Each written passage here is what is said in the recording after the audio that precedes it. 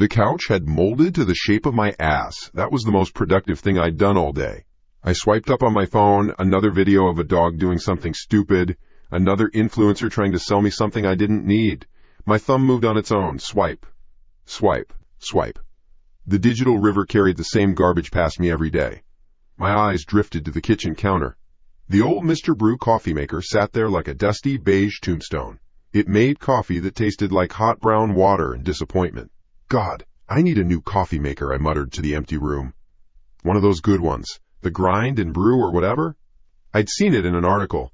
The Obsidian Grind and Brew. Sleek, black, looked like something from the future. Probably cost a fortune. I sighed, the sound barely registering over the hum of the refrigerator. I swiped again, and there it was. An ad. A glossy, professionally shot video of the Obsidian Grind and Brew.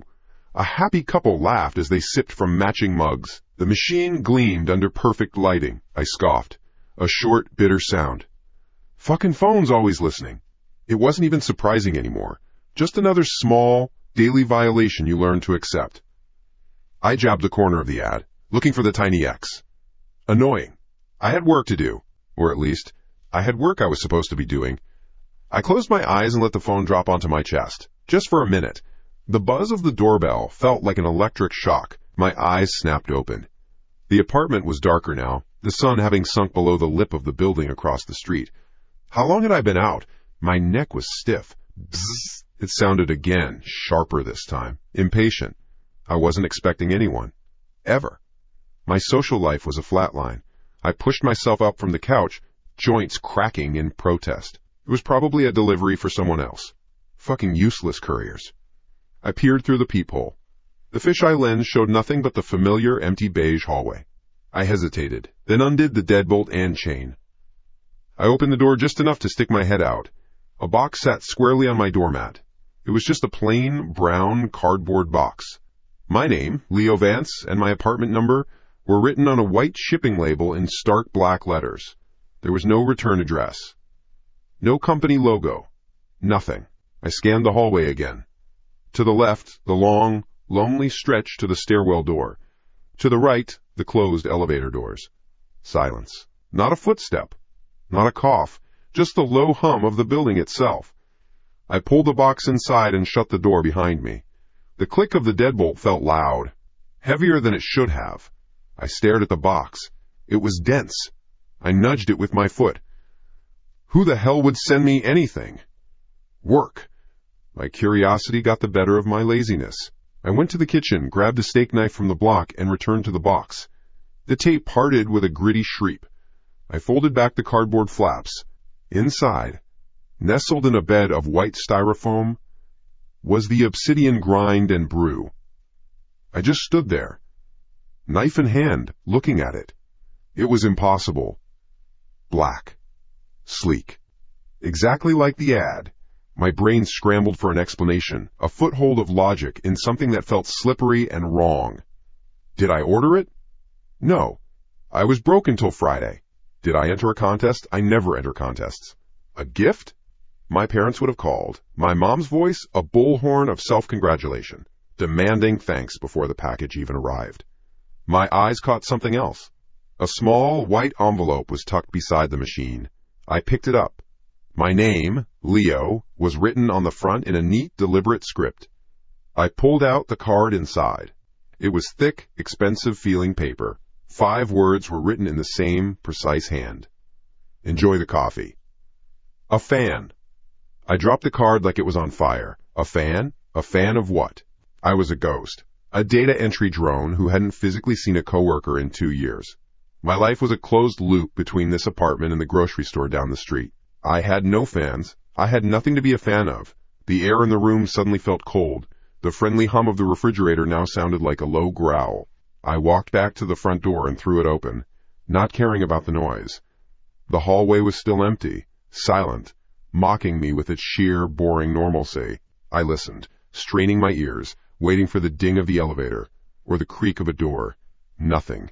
It was like the world outside my apartment had ceased to exist. I closed the door again, slower this time. I slid the deadbolt. I latched the chain.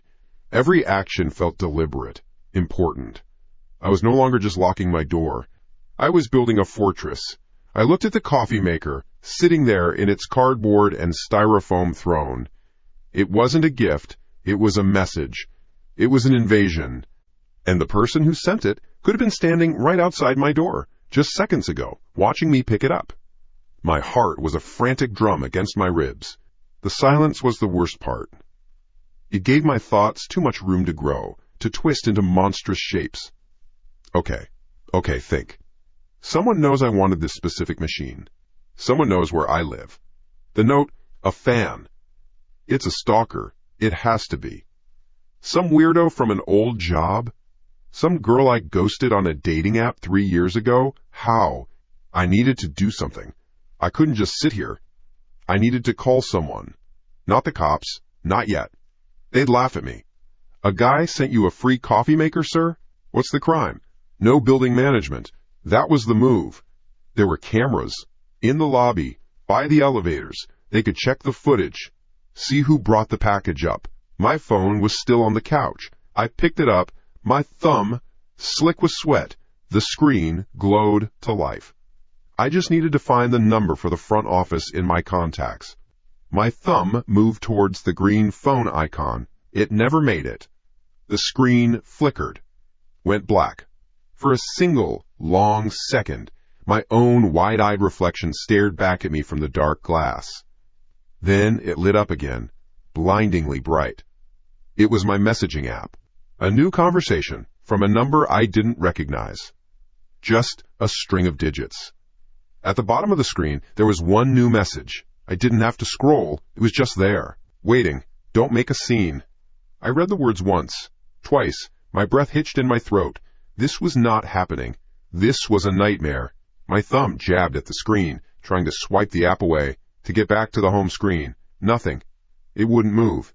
I stabbed at the power button on the side, holding it down, trying to force a restart. The screen didn't change. It stayed on, bright and unblinking, the message app completely frozen. I was locked out of my own phone. My only link to the outside world was now a window, and someone was looking through it. Then I saw it. The 3 little dots. The digital heartbeat that meant the other person was typing. I watched, mesmerized with horror, as the dots pulsed. Then they vanished, replaced by a new line of text. The coffee's getting cold.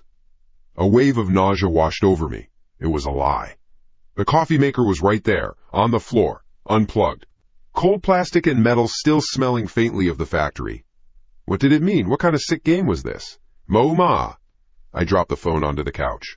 It landed screen up, its light cutting a pale, sickly rectangle into the dim room. I backed away from it, one step, then another, until my shoulders hit the solid wood of my front door. My eyes darted around the apartment. The living room looked alien, the shadows in the corners deeper than they should be. The dark opening that led to my kitchen was a black hole, a place of pure negative space. My hand fumbled behind me, finding the cold metal of the deadbolt. Run! Just get out! Forget your wallet, your keys, just run. Click.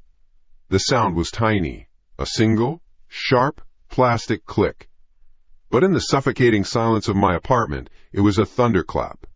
It came from the kitchen, my muscles locked. Every part of me went rigid.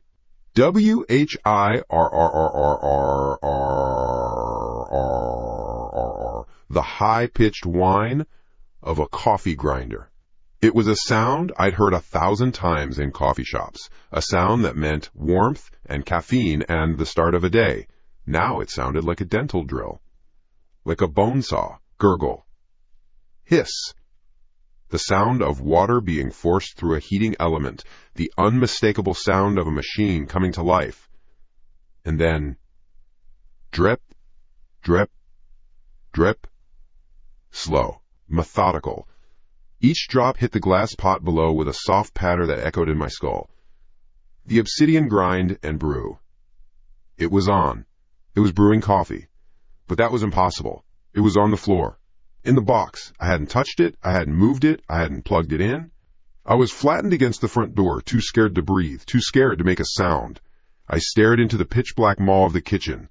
The sounds were coming from in there. The grinding, the hissing, the dripping. Someone had taken it out of the box. Someone had carried it into the kitchen. Someone had filled it with water and beans. Someone was in there. Right now. Standing in the darkness, just past the edge of the doorway, listening to me. Waiting.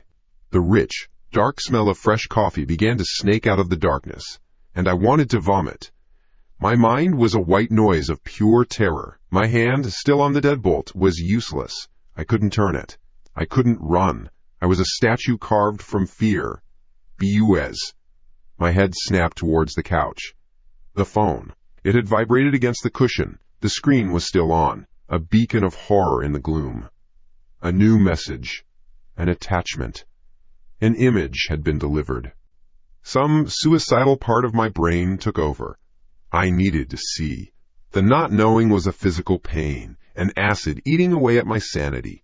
I pushed myself off the door, my legs trembling, barely holding my weight. I took a clumsy, shuffling step towards the couch, my eyes glued to the dark doorway of the kitchen, fully expecting a figure to lunge out and end this.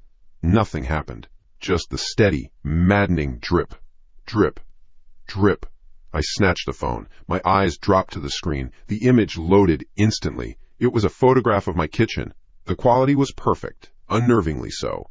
It was taken from a high angle, from the corner of the room up by the ceiling, as if from a camera that I had never, ever installed. I could see my ugly linoleum floor, the smudges on my refrigerator door, the dish towel I'd left crumpled on the counter, and there, sitting in the center of the frame, was the obsidian grind and brew, its little blue light on, a thin stream of dark liquid pouring into the glass carafe.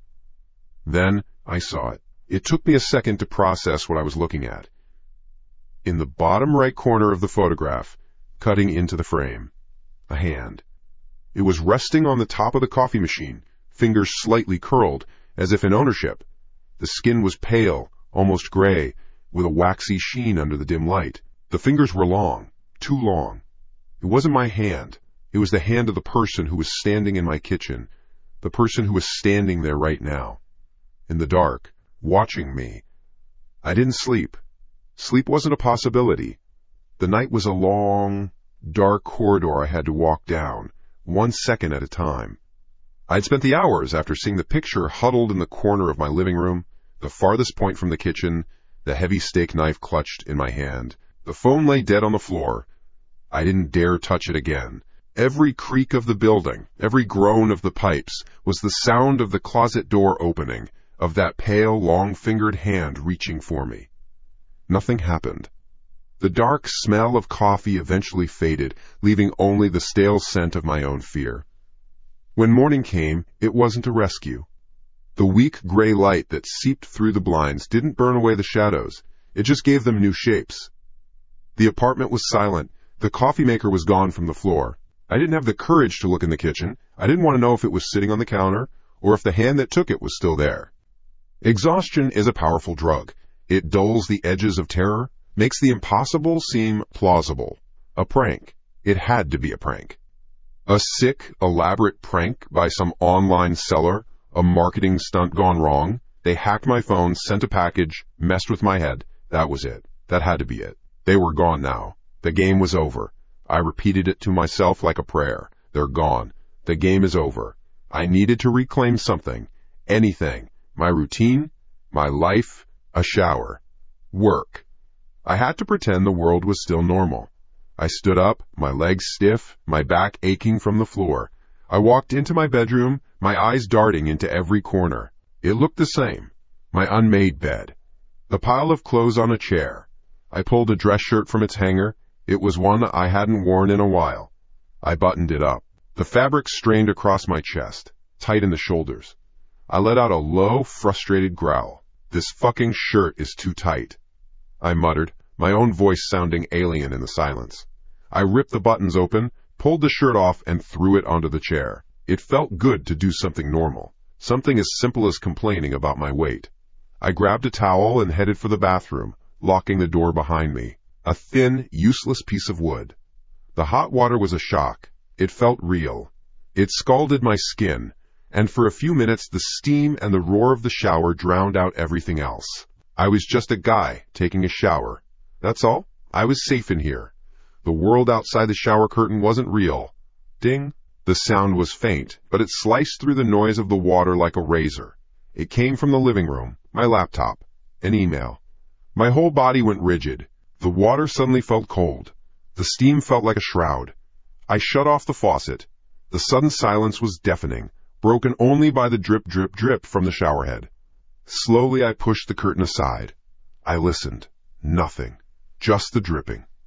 I wrapped the towel around my waist and unlocked the bathroom door. My heart was a frantic drum against my ribs. I stepped out, my bare feet cold against the floorboards. The apartment felt different, occupied. I was an intruder in my own home. I crept into the living room. My laptop was open on the small desk where I'd left it. The screen was bright. A new email notification was on the screen. The sender was a garbage string of letters and numbers, XO38JFG9@pvtnet.com, but it was the subject line that made the blood drain from my face. A size L would fit better. I stared at it. The words didn't compute. Then they did. The shirt. The shirt I had just tried on. The words I had muttered to myself in the bedroom. My breath hitched in my throat. The email body was empty. It didn't need to say anything else. The message was clear. I hear you. I see you. The lazy rationalization of a prank evaporated. This wasn't a joke. This was an invasion on a level one couldn't comprehend. My eyes scanned the room, the blinds, the ceiling, the dark space under the couch. I felt 1,000 eyes on me. A cold sweat broke out across my back. They were still here, or they could see in. They could hear in. I lunged for the laptop. My fingers, trembling and clumsy, flew across the trackpad. I had to do something. Trace the IP. Find the source. Anything. I clicked on the email, pulling up the full headers. A block of technical text I barely understood. It was useless. The routing was a tangled mess, bouncing through servers in 12 different countries. A ghost. Then I saw it. A tiny green light next to the webcam at the top of my laptop screen. It was on. My stomach dropped. It felt like I'd fallen through the floor. A live feed of me, standing here in a towel, exposed, terrified. For how long? All night? I felt a wave of nausea, the overpowering sense of being watched, of being a specimen pinned to a board. My hand shot up to slam the laptop shut. Don't cover me. The voice wasn't human. It was a low, processed whisper that seemed to come from everywhere at once. It was ragged, distorted, full of static, like a radio transmission from a dying world. It came from the smart speaker on the bookshelf next to my desk. My hand froze in midair. It knew what I was about to do. It was watching my thoughts, rage, pure and primal, surged through me, overriding the fear. I wasn't an animal in a cage. This was my home. With a guttural yell, I lunged at the bookshelf, grabbed the smart speaker, and ripped its power cord from the wall socket.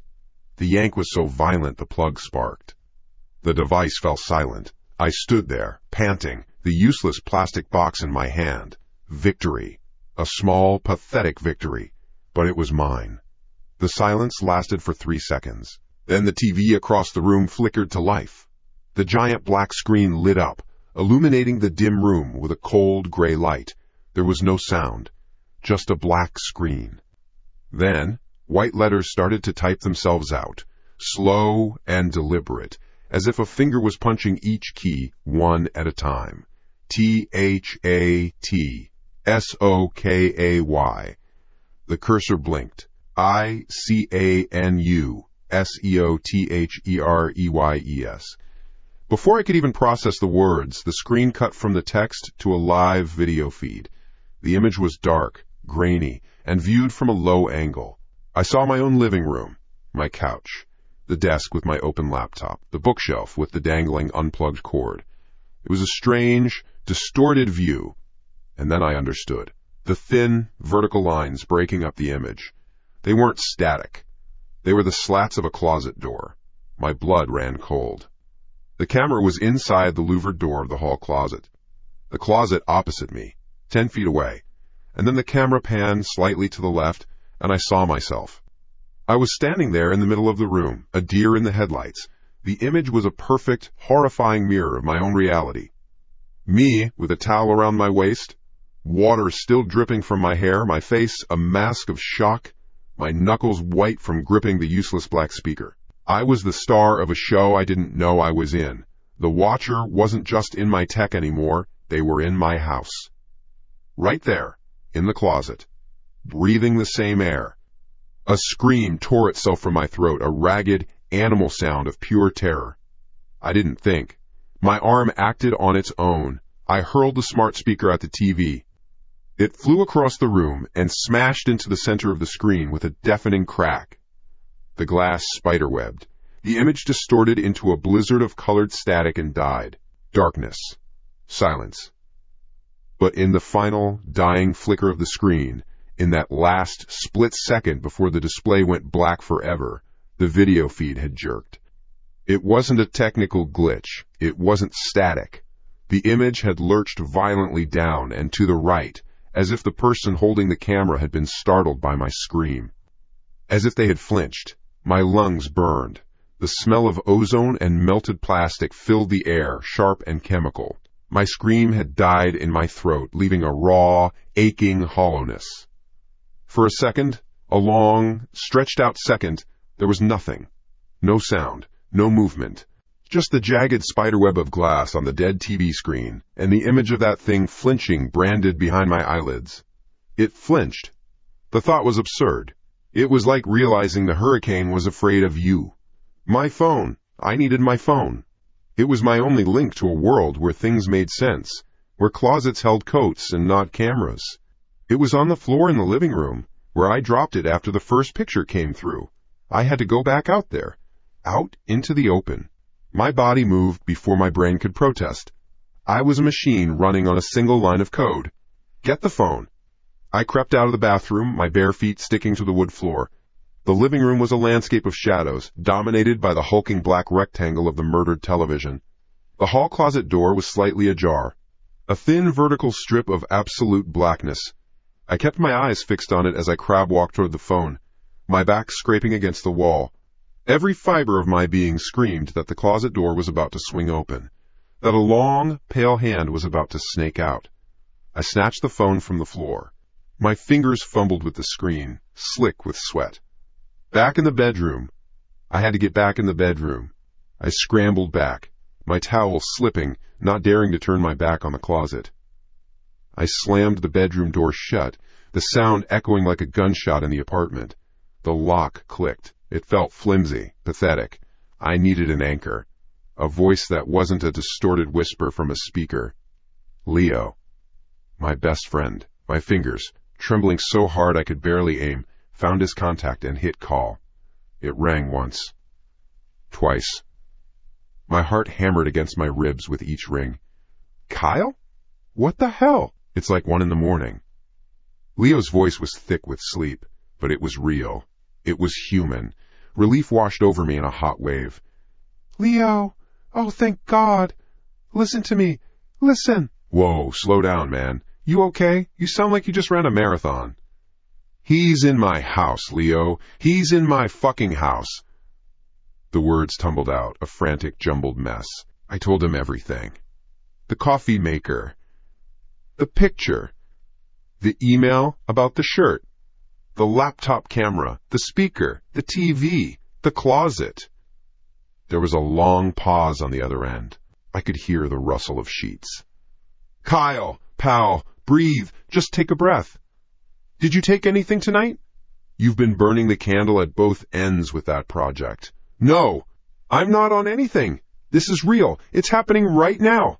The doubt in his voice was a bucket of ice water. Okay. A camera in your closet? A live feed to your TV? It sounds like a movie, man. A prank. A really, really fucked up prank.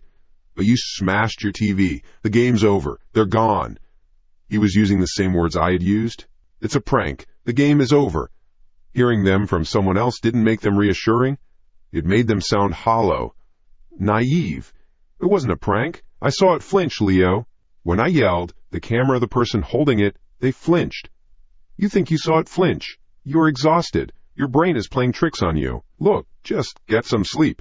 We'll talk in the morning. I'll come over. We'll figure this out, I promise. No, don't hang. The line went dead. He'd hung up.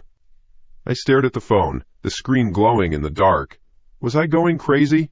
The events of the night replayed in my head, a chaotic slideshow of digital ghosts and impossible invasions. Maybe Leo was right. Maybe exhaustion had finally cracked me open. But the fear felt too real. It was a physical thing, a cold weight in my gut. I wouldn't sleep, but I would pretend to. I would make my space safe. I grabbed the heavy oak chair from my desk and wedged it under the doorknob. The wood pressed hard against the door. Solid. Secure. I pushed against it. It didn't budge. Nothing was getting through that.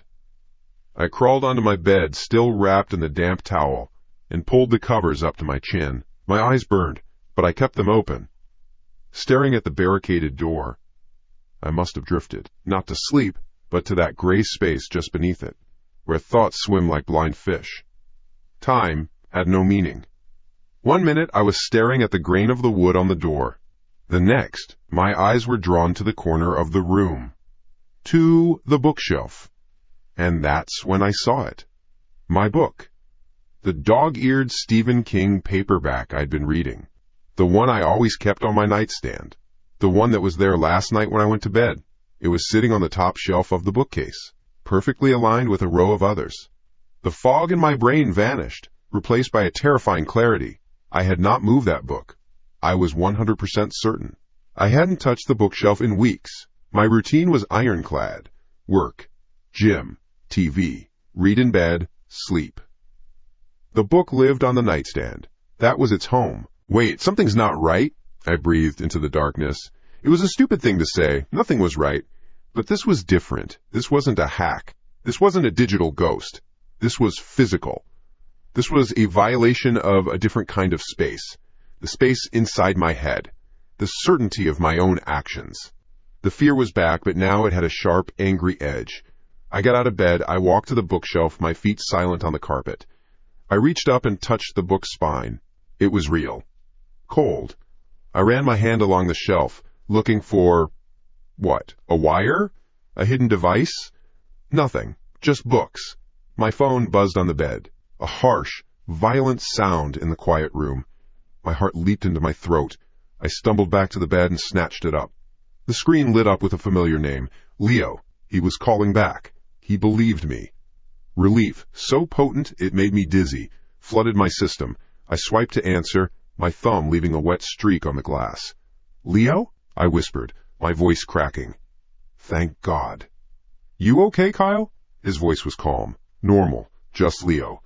No, I'm not okay at all, I whispered back, my eyes darting to the door. It's in here. It got into my room. It moved my book. It was on the nightstand, and now it's on the shelf. It was in here while I was. The line was silent. Not a disconnected silence, but a listening silence. A heavy, waiting silence. I could hear a faint rhythmic sound, like distant breathing. Then he spoke again. His voice was different. The concern was gone. The sleepy rasp was gone. It was replaced by a placid, level tone, an unnerving calm. Don't worry, Leo said. You'll get used to it. The words didn't register at first. They floated in the air, nonsensical. Then they hit me, a punch to the soul. It was the calm of a doctor telling you the disease is terminal. The calm of a captor telling you to stop struggling. It wasn't Leo. It was Leo's voice, but it wasn't him. A wave of revulsion and terror crashed over me. I ripped the phone away from my ear and, with a choked sob of rage, threw it against the far wall. It hit with a plastic crunch and a tinkle of shattering glass, the screen dying in a final, pathetic flash. Silence. Then, a new sound. S-C-R-R-R-R-A-A-A-A-P-E. It was the sound of wood dragging on wood. A low, deliberate, heavy sound. My eyes shot to the door. The oak chair I had wedged under the knob was moving. It was sliding backward, away from the door, carving a slow, clean line into the floor. There was no one pushing it. No hand. No force I could see. It just slid, smoothly, unstoppably. It came to a rest a foot away from the door, sitting there, as if it had been politely moved aside. Creak! The doorknob turned, slowly, with an agonizing metallic groan. I watched, frozen, as the latch clicked open. The door swung inward, just a few inches at first, revealing a vertical slice of impenetrable blackness. The hallway outside was a void, and from that void, a sound drifted in. It was a whistle. A simple, lilting tune, whistled slowly, softly.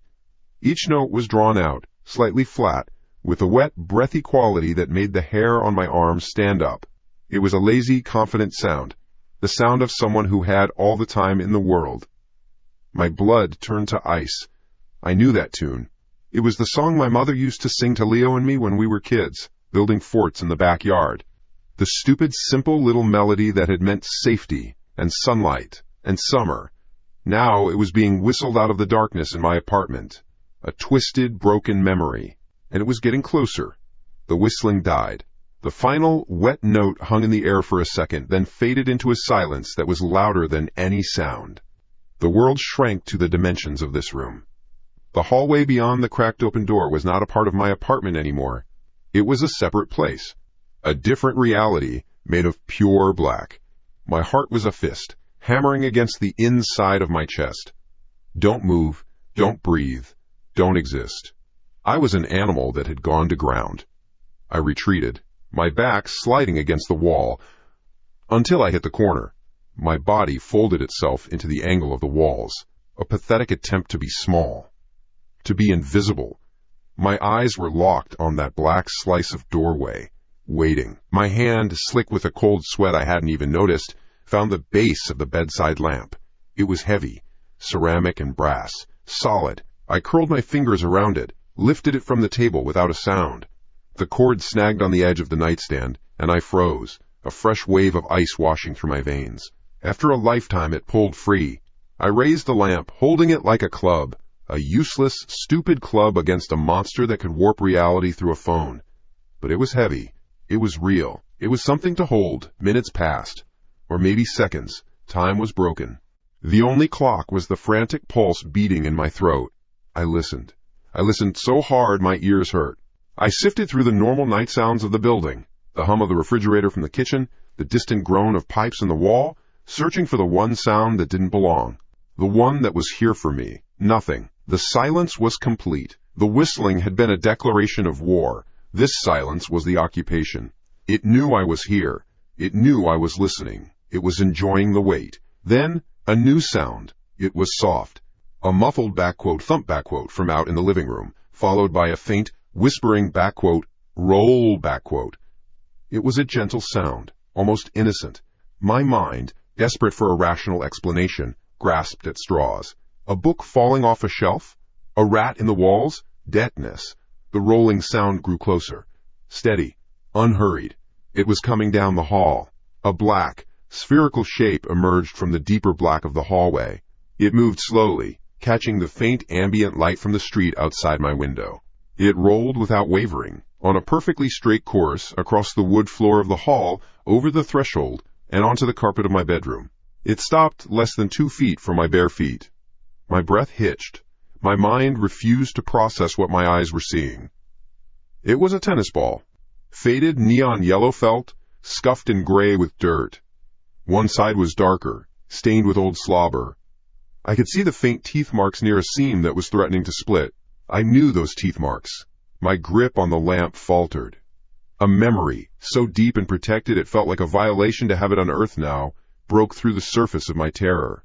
Me, 12 years old, in the sun-drenched backyard of my childhood home. A golden retriever mix, all goofy paws and boundless energy, chasing this exact ball across a green lawn. Buster, a good, simple dog who had been gone for 15 years. I'd buried him myself, right under the old oak tree, along with this favorite chewed-up ball. No one knew about that, not even Leo. It was a private grief, a kid's secret goodbye. The ball sat on my carpet, an impossible artifact, an absolute violation. This wasn't a hacker. This wasn't a stalker who had read my social media. This was something else. Something that could reach back into the sunlit yard of my past and pluck out a memory, giving it weight and form and dropping it at my feet in the dark. It wasn't just in my house, it was in my head. The fear became something new. It burned away the cold and left a hot, raw panic. This wasn't a game. This wasn't a prank. This was an extermination of the soul, one piece at a time. A floorboard creaked in the living room. My head snapped up. My eyes shot to the doorway. The sound had been light, cautious. Not the heavy tread of a home invader. It was something different. The sound of bare feet on old wood. Step. A pause. Creak. It wasn't coming towards me. The sounds were moving away from the hall, towards the kitchen. A slow, exploratory patrol. It was a tour. A new owner surveying its property.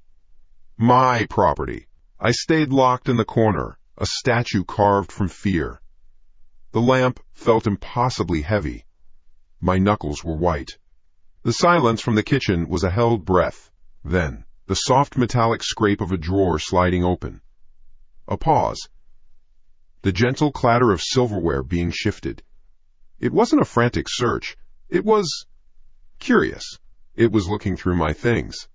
My spoons. My forks. The drawer slid shut with a soft thud. Then, a cabinet door opened with a low groan. A single, delicate, clink, of glass on glass. It was taking its time. It was learning me. Learning the geography of my life. The whistling had been a threat. The tennis ball had been a message. This was contempt. It was showing me how little I mattered, how easily my space, my life, could be occupied. The footsteps started again, light, soft, padding back out of the kitchen, across the living room. They were getting closer. No, they weren't. They stopped. Right in the middle of the living room, just out of my line of sight. Silence again. But I could feel it. A presence. The air was thick with it. It was watching the bedroom door, waiting for me. It knew I was in here. It was giving me time to understand, to let the absolute certainty of my doom sink in. This was it. I couldn't stay here. I couldn't cower in this corner waiting for it to decide it was done playing. My choice was simple. Die here on the floor, or die on my feet. The animal part of my brain, the part that had sent me into the corner, was screaming to stay put. But the human part, the part that remembered sunlight and a dog named Buster, was filled with a sudden, boiling rage. The footsteps started again. 1 step. 2. They stopped directly outside the bedroom door. My blood ran cold. This is it. I watched, my own breathing a roaring in my ears, as the brass doorknob began to turn. It moved with an unnatural smoothness. No rattle, no hesitation. Just a slow, deliberate rotation downward. Click. The latch disengaged. There was no more time for thought. There was no more plan. There was only fire in motion. A roar tore from my throat, a sound I didn't recognize as my own. I surged up from the floor, my legs coiled and exploding with power. I was a missile of pure adrenaline. I swung the lamp with all the force I could muster, aiming for the head-height space in the blackness of the doorway. I burst out of the bedroom and into the hall. Crack. The lamp connected with something hard, plaster and wood. It shattered against the wall, the ceramic base exploding into a dozen pieces. The lampshade crumpled. The bulb popped with a flash. I stumbled forward into the empty hallway, my arms flailing. My momentum carried me into the living room. I spun around, the ruined lamp base still clutched in my hand. Nothing. The hallway was empty. The living room was empty. The door to the kitchen was a dark rectangle. There was no one there. Absolutely no one. I stood panting in the middle of my apartment, my heart trying to beat its way out of my chest, the smell of ozone and shattered plaster in the air. Did I imagine it? Did I finally truly break? Was I just a man who had thrown his own lamp against his own wall in the middle of the night? And then I heard it. It came from behind me. From the bedroom I had just charged out of. It was a soft, airy sound. A sound of pure, untroubled amusement. A child's giggle. The giggle wasn't loud. It was soft, airy. It dissolved into the air of the apartment. but it didn't vanish. It soaked into the drywall, into the floorboards, into the back of my neck. It was a sound of pure, unbothered fun. And it came from the room I had just fled. My mind refused it. A sound could not come from an empty room. A giggle could not bloom in the dark where there was no child. It was the building. Pipes. The neighbors. My brain offered up these flimsy shields, and the memory of the tennis balls shattered them one by one. This thing wasn't just in my house. It wasn't just in my head. Now it was behind me. It had let me charge out. It had waited. It had watched me smash my own lamp against my own wall, a frantic monkey in a cage. And it was amused. Fight or flight. I had tried to fight. I had swung a weapon at a ghost and hit a wall. All that was left was flight. The decision was not a thought. It was a chemical reaction. A jolt of pure animal instinct that bypassed all logic. Get out. Get out. Get out. The apartment was poisoned. The air was poison. Every shadow was a hiding place for it. The only clean air was outside. I didn't look back at the bedroom door. Looking back was death. I pivoted on my heel, the shattered lamp base still a useless weight in my fist. I dropped it. The pieces clattered on the hardwood floor, a pathetic, tinny sound in the thick silence. My target was the front door. 30 feet away. An eternity. I launched myself across the living room. My bare feet slapped against the floor. Each step was a gamble. I expected a hand to grab my ankle from under the sofa. I expected the floor to turn to mud. I expected the giggle to return, louder this time, right behind my ear. Nothing. Just the hum of the building. The sound of my own ragged breath, loud and wet in my ears. The front door grew closer. My salvation. A solid rectangle of wood and steel between me and this place. My hand, slick with sweat, reached for the lock. It wasn't a knob. It was a smart lock, one of those sleek black rectangles Leo had insisted we get. Ultimate security, he'd said. I fumbled for the keypad, my fingers trembling. Then the screen lit up on its own. It wasn't the number pad. It was a soft white light, illuminating a single line of text. The font was clean, friendly. Backquote. Leaving so soon? Backquote. My breath hitched. My fingers froze, hovering over the screen. It knew. It knew what I was doing. It was a game. All of this was a game. Screw you. The thought was a flare of defiance in the ocean of fear. Screw your game. I ignored the words. I pressed my thumb against the small, square fingerprint sensor below the screen. This was my way out. My print, my rules. A high-pitched, negative beep.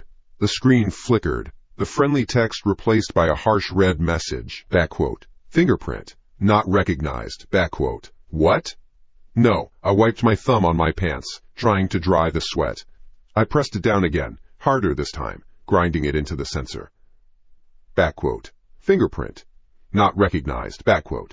Come on, I whispered, my voice a dry rasp. Come on, you piece of shit. Plan B.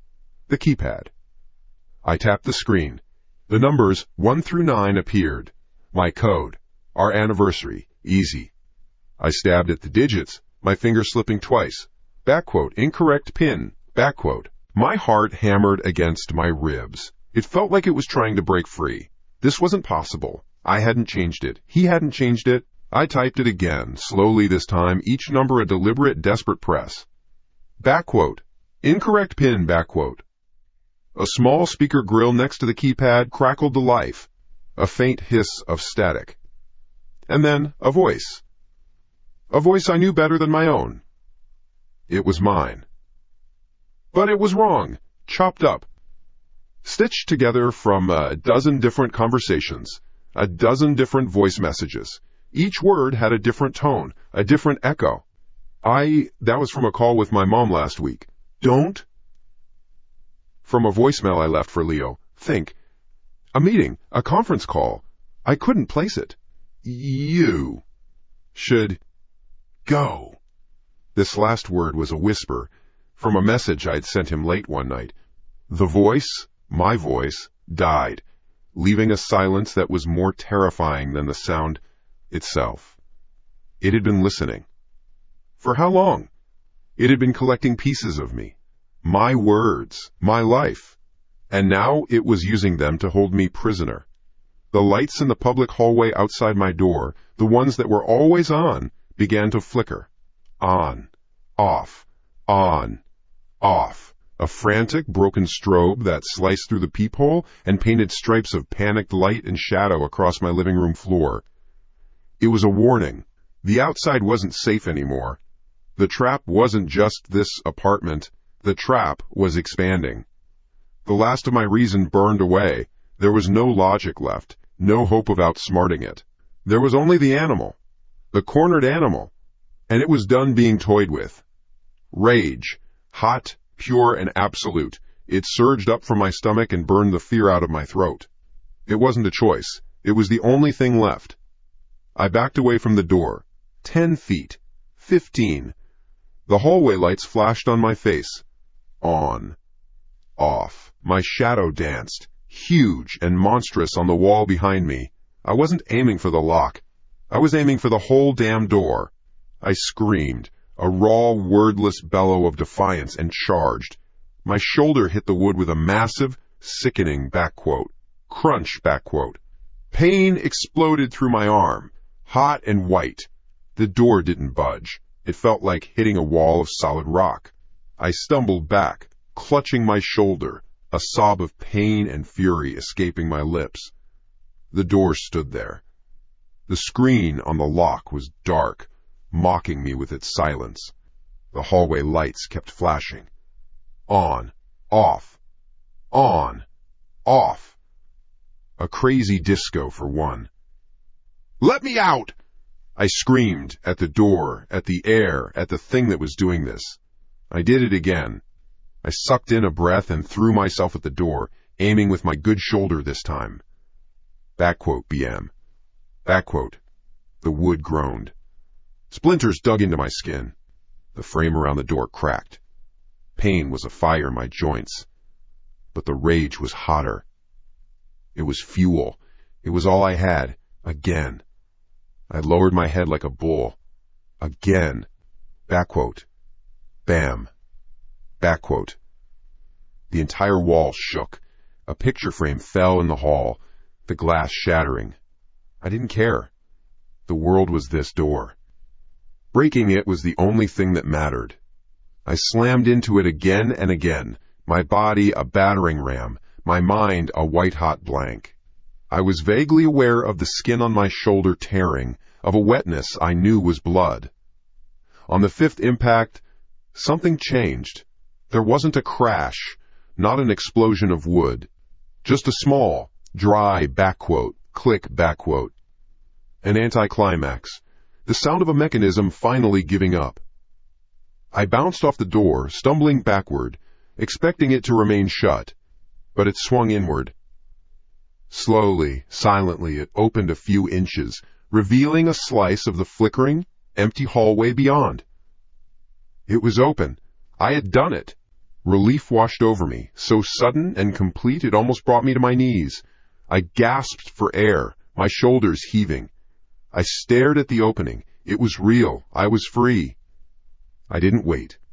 I scrambled through the gap, tripping over the threshold and landing hard on my hands and knees on the cheap, industrial carpet of the building's hallway. The air out here felt different. Cooler. Cleaner. I was out. I was out. I stayed on the floor for a moment, head down, just breathing. The flickering lights overhead cast my trembling shadow on the wall. I pushed myself up, my whole body screaming with pain, and turned to look back at my apartment. My prison. I expected to see a dark figure in the doorway. I expected the giggle. There was nothing, just the dark interior of my home. Then, with a soft hydraulic hiss, the front door began to swing shut on its own. It moved with a smooth, deliberate motion, not like a door caught in a draft. It was closing.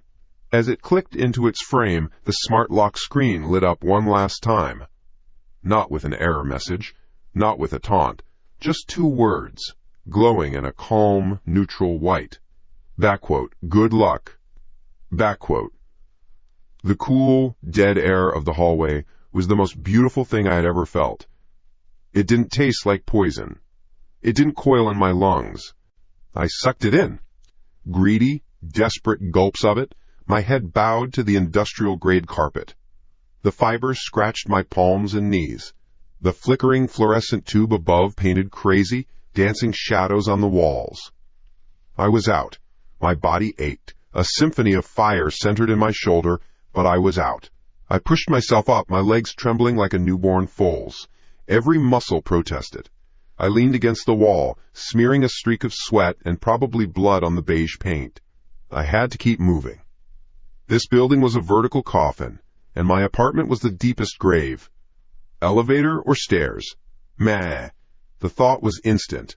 The elevator was a steel box, a smaller, more perfect cage than the one I just escaped. Its brain was tied to the building's wiring, the same wiring the thing had used to flicker the lights, to hijack my smart lock. No, absolutely not. The stairwell door was 10 feet away, heavy metal with a wired glass window. A red sign above it read, "Exit." It was the most beautiful word in the English language. I stumbled toward it, my right arm held tight against my body. The shoulder was a mess. A deep, grinding pain radiated from the joint with every beat of my heart. The skin was raw, torn. But the pain was good. It was real. It meant I was alive. I shoved the heavy door open with my good shoulder and plunged into the echoing concrete well of the stairwell. The door slammed shut behind me with a heavy final boom, cutting off the flickering hallway light. For a second, I was in total darkness. Then a motion-activated light directly above me buzzed to life, casting a sickly yellow glow on the gray concrete steps leading down. Safety, just get to the lobby. Get out onto the street, scream, run, disappear into the city. 12 floors down. Just get out of this building, I whispered, the words catching in my throat. I could do this. 12 floors. I started down, my bare feet slapping against the cold, gritty concrete. One step at a time. My good hand gripped the cold metal railing. My breath came in ragged, wet sobs. My body screamed, but my mind was laser-focused on one thing. Down, down, down, down, down. The light on the 12th floor landing clicked off behind me as the one on the 11th floor flickered on. The system worked. A small, stupid comfort. It was on the 10th floor landing that I first heard it. It wasn't a giggle. It wasn't a voice pieced together from my own words. It was crying. A woman, weeping. I stopped dead, my foot hovering over the next step. I strained my ears, listening. The sound was soft, muffled, the kind of hopeless, tired crying that comes after the screaming is done. It seemed to be coming from far below me. My first thought was a flare of annoyance. Seriously? Now? Someone was having a domestic dispute a few floors down. Great. Just what I needed. Keep moving. Not my problem. I took another step. Then another. The weeping continued. It didn't get louder. Not in the way a sound normally would as you get closer. It just stayed. A constant, miserable thread of noise woven into the stairwell's silence. 9th floor. The light above clattered on. The one on the 10th floor died. The crying was clearer now. It had a strange quality, no echo. It was like I was listening to it through headphones, a dry, intimate sound that didn't belong in this huge, concrete space. I picked up the pace. Annoyance was curdling into something else. That old, familiar dread. My bare feet slapped faster.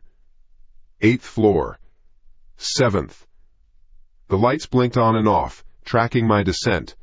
A frantic, broken strobe. The sound was changing. It wasn't just below me anymore. I paused on the 6th floor landing, my heart hammering. I tilted my head. The crying was still there, but it also seemed to be coming from above and from below.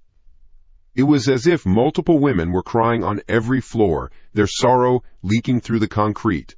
It was everywhere. It was nowhere. It filled the air, a multi-layered chorus of grief that scraped at the inside of my skull. This wasn't a domestic dispute. My legs felt heavy. The air grew thick. The yellow lights seemed to be getting dimmer, filthier. Each landing looked identical. The same gray walls. The same stenciled floor number. The same metal door. For a terrifying second, I felt like I was running in place, a hamster on a wheel. The numbers on the wall, a meaningless trick. Panic began to bubble up, hot and acidic in my throat. No, no, no, I muttered, shaking my head, trying to clear it. I forced myself to move faster, taking the stairs 2 at a time, my injured shoulders screaming in protest. 5. The crying was a wall of sound now. 4. It was inside my head. 3. I almost fell, catching myself on the railing, the metal screeching under my slick palm. I had to stop. I couldn't think. The sound was too much. I slumped against the wall on the 3rd floor landing, gasping for air. The single light bulb overhead hummed, casting long, distorted shadows. I squeezed my eyes shut, trying to block out the noise, to find 1 second of silence to orient myself. That's when I saw her. In the far corner of the landing, tucked into the shadows where the stairs turned down again, was a figure. A woman. She was sitting on the concrete steps, hunched over, her knees pulled up to her chest. Her long, dark hair hid her face. Her shoulders shook with silent sobs. The crying wasn't in my head, it was her. Relief and fear warred inside me. She was real. Flesh and blood. But what was she doing here? In the middle of the night, crying in a stairwell? My own fear seemed to recede for a moment, replaced by a strange, desperate flicker of empathy. Maybe she was in trouble too. Maybe she was running from something. Hey, I managed, my voice a broken rasp. Are you okay? The woman didn't respond. She just kept shaking. The sound of weeping seemed to intensify. A sharp, piercing wail that made my teeth ache. I took a hesitant step toward her. My shadow, thrown by the light behind me, stretched out and swallowed her form. Miss? Can I help you? She stopped crying. The sudden silence was more shocking than the noise. It was absolute. Complete. The humming of the light bulb seemed deafening. Slowly, so slowly, she began to straighten up. Her head lifted. She turned to face me. My brain tried to make sense of what I was seeing, but it couldn't. The signals got crossed. Short-circuited. There was nothing to process. Her face was a perfect, unbroken oval of pale skin. There were no eyes, no nose, no mouth, no lines, no features at all. Just a smooth, blank, faintly glowing canvas where a face should be. It was like a mannequin's head, but it was made of flesh. It was alive. I couldn't scream. The air was gone from my lungs. My entire body was frozen, a statue of pure terror. The blank face tilted, a gesture of mild curiosity. Then it raised a hand. One long, pale finger unfurled from its fist. It bypassed me completely. It didn't point at me. It pointed up. Up the stairs, back the way I had come. The moment its finger locked into position, a sound ripped through the stairwell from far above. Click-were, the distinct, electronic sound of my apartment's smart lock disengaging. It was followed by a sound that shook the building. A deafening slam, the sound of my front door being thrown open with tremendous force, smashing against the inside wall of my apartment on the 12th floor. And then, a new noise.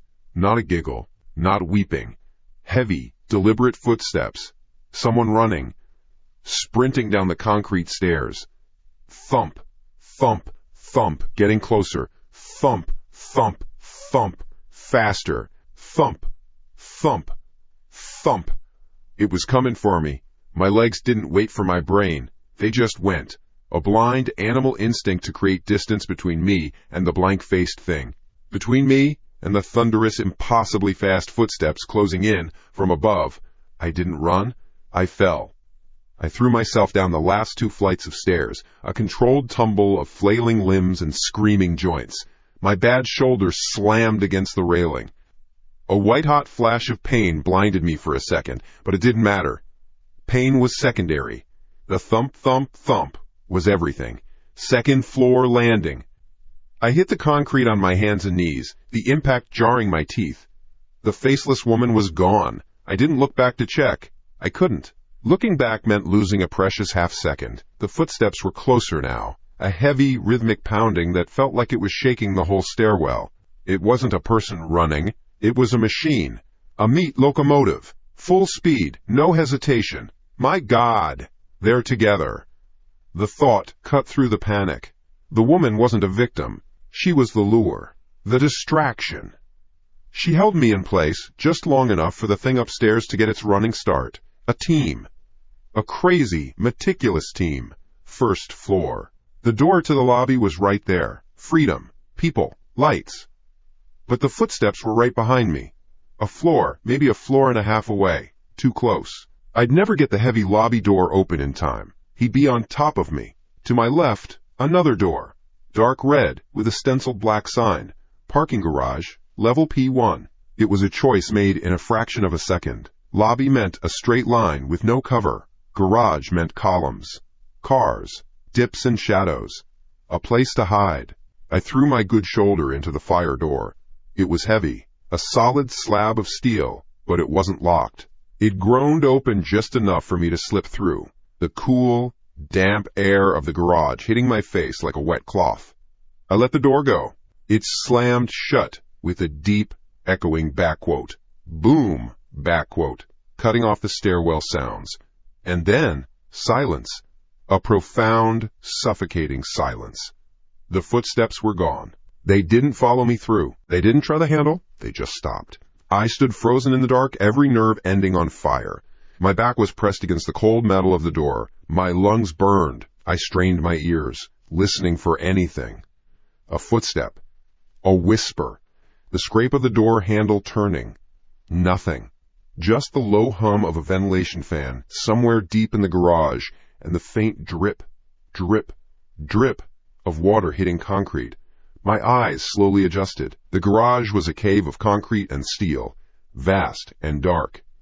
A few emergency lights cast weak, yellow pools on the floor, leaving most of the space in deep shadow. Rows of concrete columns marched away into the blackness, like a dead forest. Parked cars sat like silent, sleeping beasts. The air smelled of old oil, dampness, and exhaust fumes. Why did he stop? The question hammered at me. If he was chasing me, why stop at the door? This didn't make sense. Unless this was part of the game. Let the mouse think he's escaped the trap, only to find he's just in a bigger cage. I had to move. Staying by the door was suicide. I peeled myself off the cool metal and pushed forward into the darkness, using the rows of columns for cover. I moved on the balls of my bare feet, trying to make no sound on the gritty floor.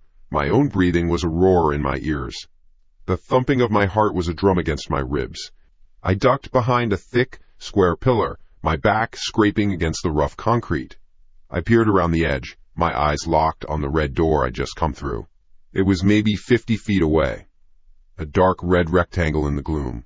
Still nothing. No sound. No movement. Maybe I lost him. Maybe he thought I went to the lobby. A tiny, stupid spark of hope flickered in my chest. Maybe I could just wait here. Wait until morning. Wait until someone came down to get their car. I sank down, resting my weight on my heels, trying to make myself smaller.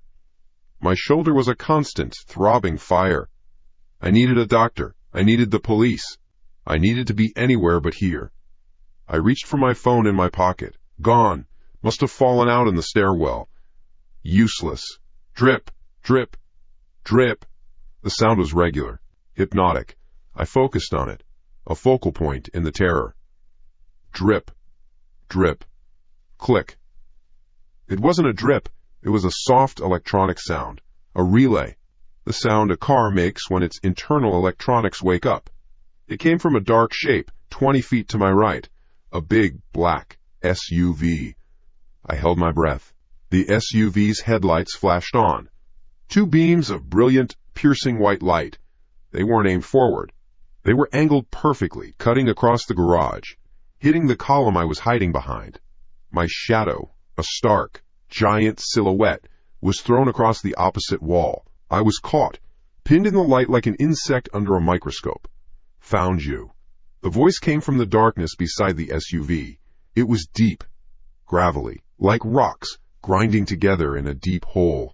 A figure stepped out from behind the vehicle, moving into the glare of the headlights. A man. Big, not just tall, but wide. A solid block of muscle in a dark jacket. He was holding something that glinted in the light, a length of metal. An iron bar. He took a slow step toward me, then another. He wasn't rushing, he savored it. This was him. This had to be him. The one from upstairs. The footsteps. It all clicked into a horrible, simple picture. The faceless woman was the spotter. He was the muscle. My body went from frozen to electric. The last dregs of adrenaline surged through me. There was no more running, no more hiding. The garage was a dead end. This was it. My eyes darted around. To my left, lying against the base of the pillar, was a discarded piece of something. A length of old plumbing pipe, maybe 2 feet long, rusted and heavy. I dove for it. My fingers closed around the cold, rough metal. It was solid. Real. A weapon. I scrambled back to my feet, holding the pipe in my good hand like a club. I was a cornered animal. My shoulder screamed, but I ignored it. "Who the hell are you?" I yelled, my voice cracking, echoing in the huge space. The big man stopped. He was maybe 15 feet away now. The headlights behind him made it impossible to see his face, but I could see the silhouette of his head tilt. "Why are you doing this?" I screamed, brandishing the pipe. My hand was shaking, but I held it tight. The silhouette chuckled, a low, ugly sound. "You're asking the wrong questions, kid." He didn't smirk. He didn't explain. He just lunged. He moved with a speed that defied his size, a blur of motion. The iron bar whistled through the air. I sidestepped. Pure instinct. The bar smashed into the concrete pillar where my head had been, sending a shower of dust and chips into the air. The sound was like a gunshot. He recovered instantly, turning on me, his face now visible as he stepped out of the direct glare. It was a hard face, cruel, with a days-old stubble. His eyes were small and dark. He raised the bar again. I swung the pipe, a wild, desperate arc aimed at his arm. He blocked it easily with his forearm, the clang of metal on bone making me sick. He didn't even flinch. He was too strong, too fast. He shoved me. It was like being hit by a car. I stumbled back, my bare feet slipping on the slick concrete. I fell hard, my head cracking against the floor. The garage spun. The pipe clattered away from my hand. He stood over me, a massive, dark shape against the blinding headlights. He raised the iron bar high over his head with both hands, ready for the final, killing blow. This is how it ends. And then it happened. It started not as a sound, but as a feeling, a pressure change in the air, a high-frequency vibration that hummed in my teeth. The big man froze, the bar held high, his eyes widened. He wasn't looking at me anymore, he was looking over my shoulder, into the darkness behind me. His expression of cruel confidence dissolved. It transformed, melting into raw, primal terror. Then all the lights in the garage, the emergency lights, the headlights of the SUV, everything, exploded at once. Not just went out, they burst. A shower of sparks and popping glass rained down in the darkness. We were plunged into absolute black, and in that blackness, a sound ripped through the garage. It wasn't a scream. It wasn't a yell. It was a shriek, a high, thin, electronic wail that came from everywhere and nowhere at once. It was a sound that didn't travel through the air to my ears. It was simply in my head, scraping and clawing at the inside of my skull. It was the sound of a server farm catching fire, of 1,000 modems dying at once, of pure digital agony. The big man made a noise, a choked, gargling cry. The iron bar fell from his hands, clanging loudly on the concrete. I saw his silhouette for a split second, illuminated by a final, dying spark from a shattered headlight. He was on the ground. He was seizing. His body jerked and twitched violently, his limbs flopping against the floor. His head was thrown back, and his eyes were wide open. They were pure white, orbs of milky terror, staring at something in the darkness I couldn't see. Something that was far, far worse than a man with a pipe. The ungodly shriek cut out, plunging us back into a silence that was somehow heavier, more complete than before. The only sound left was the wet, gasping breaths of the man twitching on the floor a few feet away from me. I lay on the cold ground, in the dark, my heart a frantic, stalled engine. The fight was over. I had won. But I hadn't won. He hadn't lost to me. We had both just lost to whatever else was in here with us. The twitching didn't stop. On the concrete floor just a few feet away, the big man's body bucked and spasmed. A wet, rhythmic slapping of limbs against the gritty ground. His head was thrown back at an impossible angle, his jaw slack. White foam bubbled at the corners of his mouth, catching the last gleam from a dying spark in a shattered headlight. His breaths were ragged, a choked gurgle, like a man trying to breathe water. His huge frame, which had been a wall of unstoppable force moments ago, was now nothing more than a puppet in a violent dance. I was still on the floor, propped up on one elbow. My head throbbed where it had hit the concrete. My shoulder was a deep, burning ache. But I didn't feel the pain. My body was just a container for the cold shock that had washed through me. I couldn't take my eyes off him, off his eyes. They were still wide open, still milky white, still staring into the blackness behind me. He wasn't looking at anything. He was looking through everything. He had seen it. Whatever it was, the questions hammered at my brain, each one a nail. What did he see? What was that sound? Why did the lights explode? My own survival was a secondary thought. A distant echo. The immediate truth was right there, flopping on the ground. This man, this hunter, this monster with an iron bar, was terrified. He wasn't the top of the food chain. He was just another link, and something had just bitten down on him from above. The faceless woman on the stairs. This giant in the garage. They weren't a team. They were tools. They were pawns in a completely different game, and I had no idea what the rules were. I pushed myself up, my bare feet scraping on the floor. My whole body protested. I had to get away. From him. From this place. From whatever was still here in the dark with us. My hand brushed against something small and hard on the floor. My phone? It must have slipped from my pocket when he shoved me. I snatched it up. The smooth glass a strange comfort in the rough, cold garage. The screen was dark. The battery was dead, just as I'd known. Useless. I shoved it into my pocket anyway. A final, violent jerk, and the big man went still. The awful twitching stopped. The only sound was his labored, wheezing breath. He was alive. For now. I started backing away, step by slow step, my eyes scanning the oppressive dark around me. Every shadow between the concrete pillars seemed to writhe. Every drip of water from the ceiling felt like a footstep. I didn't know what I was looking for. I only knew that it was looking for me. Then a light. It wasn't a big light. It was a small, cold, blue-white glow from my own pocket. I fumbled, pulling my phone out. The screen was on. The Apple logo shone brightly, then faded to my lock screen. The battery icon in the corner was full. Green. That was impossible. It had been dead for hours. I hadn't charged it. My finger trembled as I unlocked it. There was no home screen, no grid of apps. There was only the video player. Open. A single file was loaded, its thumbnail a dark, grainy shot of a hallway. There was no file name. Just a red play button in the center.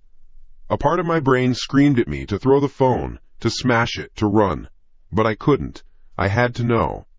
My thumb moved on its own, pressing the glowing triangle. The video started.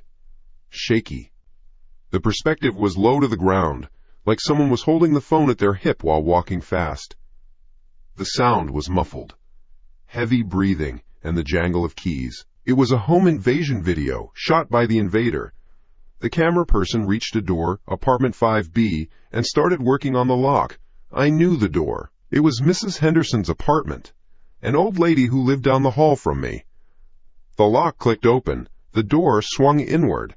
The person holding the phone stepped inside. It was the big man. I saw his forearm, the same thick arm that had blocked my pipe, as he held the phone. He panned across the living room. Chintzy furniture. A wall of family photos.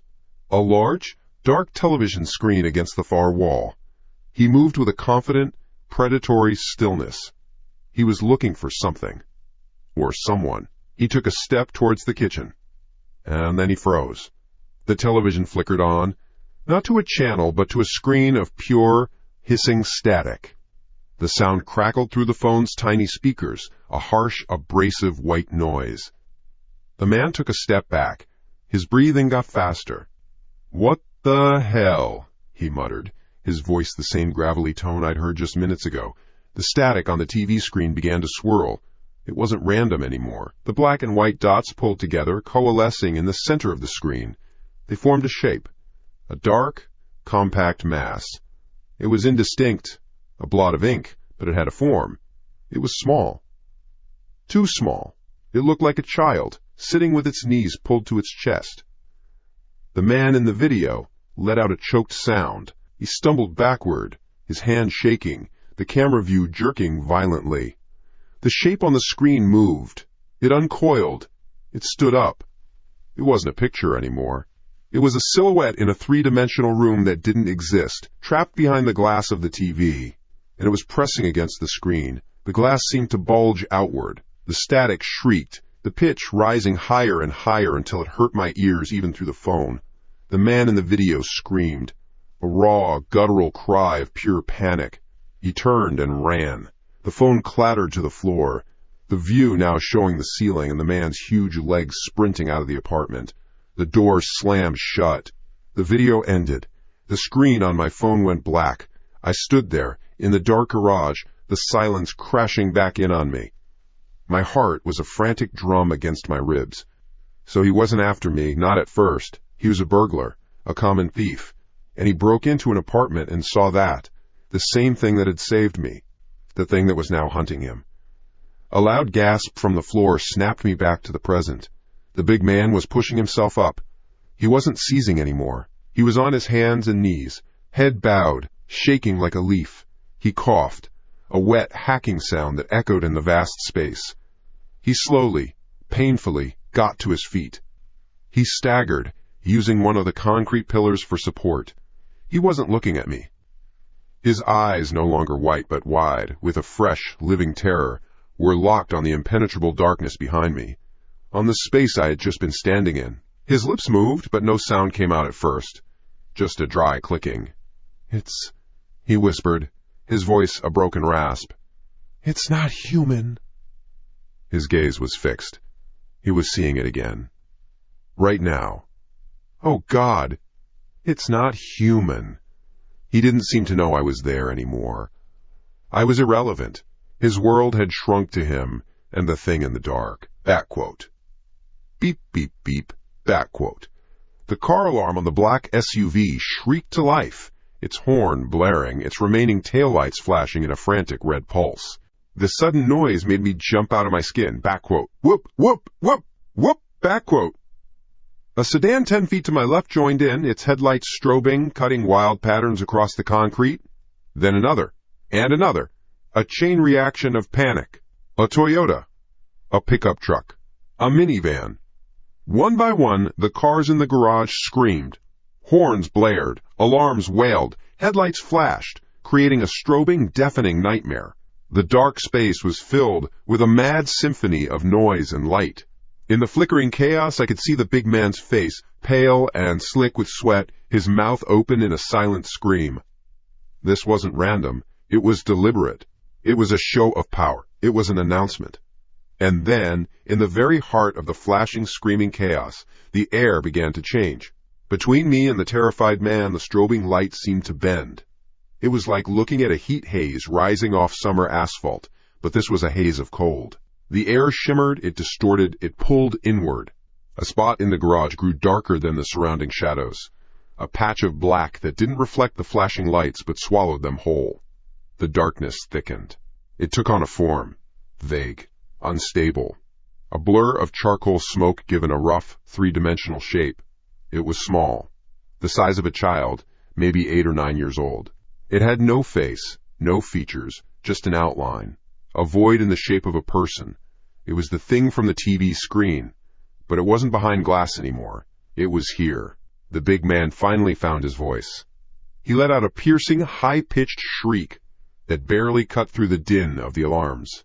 It wasn't a sound of rage or defiance. It was the sound of an animal caught in a trap it could not comprehend. He turned and ran. He didn't look back. He scrambled, his size and power gone, replaced by a clumsy, desperate flight. He ran back towards the red fire door he had stopped at before, his heavy footsteps lost in the mechanical orchestra. The shadow didn't move. It didn't chase him. It just stood there, a small, silent hole in reality. It slowly turned, the indistinct shape of its head moving to face me, and every alarm stopped. All at once. The horns cut out. The lights went dead. The silence was so sudden, so complete, it was a physical blow. It pressed in on my ears, a heavy, dead weight. The only things left were the faint drip of water and the pounding of my own blood. I was alone with it. The darkness in front of me was perfectly still. 20 feet away. I couldn't breathe. I couldn't move. My feet were rooted to the floor. This was the source. The voice from the smart speaker. The power that blew the lights. This was the master of the game. It didn't speak. Not with a mouth. The words bloomed inside my head.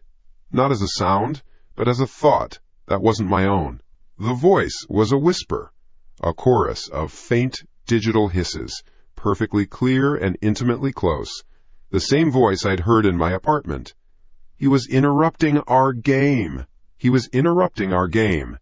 The words weren't sound. They were a stain on the inside of my skull, a cold, clear thought that was not mine. The silence that followed was a physical presence. It was heavier than the roar of the car alarms had been. My ears buzzed with the absence of noise. The garage was a tomb, lit only by the faint, distant emergency lights near the exits. I was 20 feet away from it, the hole in the air, the child-shaped void that drank the light. My body refused to obey. My feet were cemented to the floor. My throat was clamped shut. All the plans, all the desperate ideas of escape, had evaporated. I was a rabbit frozen in the glare of a predator that didn't need headlights. I stared, unable to look away. This was it, the thing from my apartment, the voice from the speaker, the power that made a grown man scream and run for his life. And it was playing a game where people were props. The woman on the stairs, the big man in the garage, they were just pieces it had moved. Now it was my turn. The thought, that foreign thought, slithered back into my mind. He was not fun. My brain, seizing on anything other than the pure terror in front of me, began to race backward.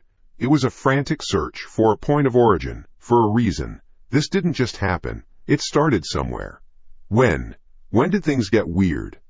The whispers, the lights, the feeling of being watched in my own apartment. It started a few days ago. What changed a few days ago? Lit teen. E-work. Bills. Nothing. Wait. Yes. Something new. The speaker. The thought hit me like a physical blow. The smart speaker. The cheap, second-hand one I'd bought online. I'd set it up on the kitchen counter, pleased with my bargain. The first night, it had started playing static for no reason. I thought it was a glitch. The speaker, I breathed out. The sound, a dry rasp. It was the speaker. As if responding to the thought, a light flickered in my hand. My phone. The phone that should have been dead. The phone it had recharged. The screen glowed again, a cold blue-white that pushed back the oppressive gloom just a little. It wasn't my lock screen this time. It was a web browser, already open. A page was loaded. A marketplace listing. I knew the site. I'd bought the damn thing there. My thumb was shaking so hard I could barely hold the phone steady. The listing was marked as sold. My user profile was logged in. I was looking at my own purchase history. The title read, Used Echo Dot Speaker. Great condition. And below it, the seller's description. A few simple lines of text that made the blood in my veins turn to ice. Works great, sometimes a bit active and plays on its own LOL. My daughter loved it so much. Sad to see it go. Beneath the text was the photo. A low-resolution, slightly blurry picture taken inside a kid's bedroom. Pink walls. Stuffed animals. And in the center of the shot, a little girl, maybe 8 years old, was hugging the small gray fabric speaker to her chest. Her face was mostly obscured by a curtain of dark hair, but she was looking right at the camera. A small, pale hand clutching a round object. The speaker. My speaker. She loved it. I whispered.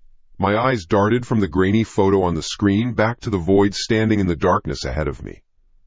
The child-shaped shadow. The size was the same. The general form was the same. The shadow moved. It wasn't a sudden action. It was a slow, deliberate shift. The darkness that composed it seemed to churn, to coalesce. The vague outline sharpened.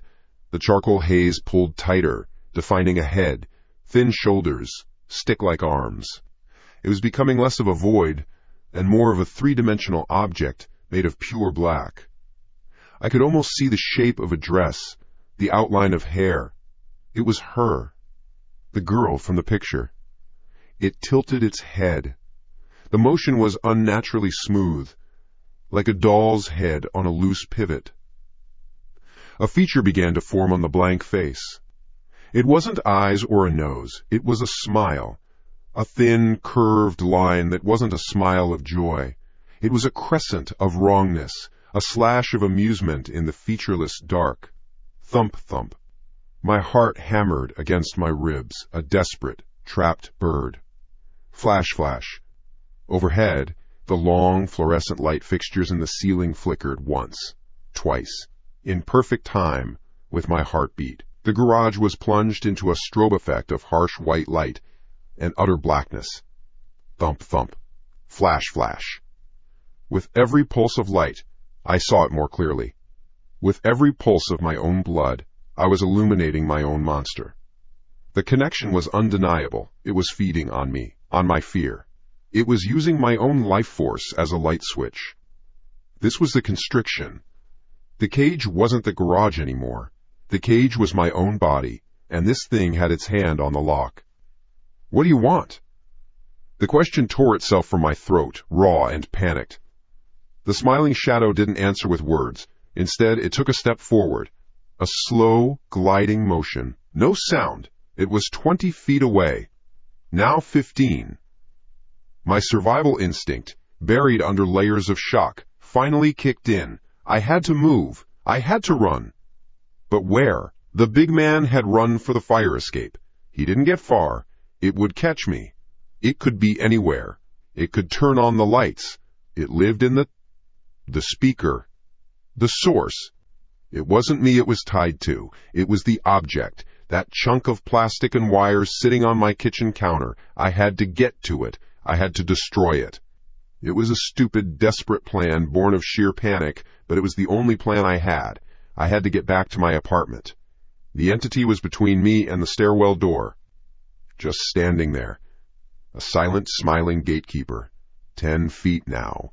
The air around it felt frigid. There was no way around. Only through. My mind screamed, "Don't do it. Don't touch it." But my body was already moving. It was a choice made of pure animal instinct. I sucked in a breath that felt like razors, and I ran. I lowered my shoulder like a fullback and charged directly at the spot where it stood. The moment of impact wasn't a collision.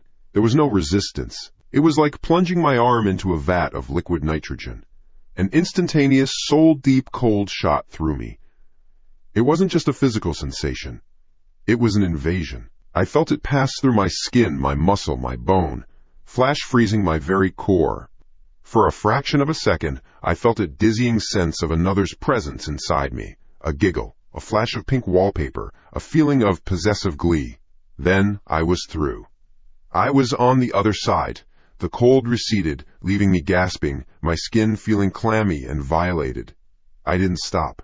I didn't look back. My bare feet slapped against the gritty concrete floor. The red exit sign above the stairwell door was my only goal. I hit the push bar with my full body weight. The heavy metal door groaned open, and I stumbled into the stairwell, slamming it shut behind me. The echo of the slam was like a gunshot in the confined space. The air here was thick with the smell of dust and damp concrete.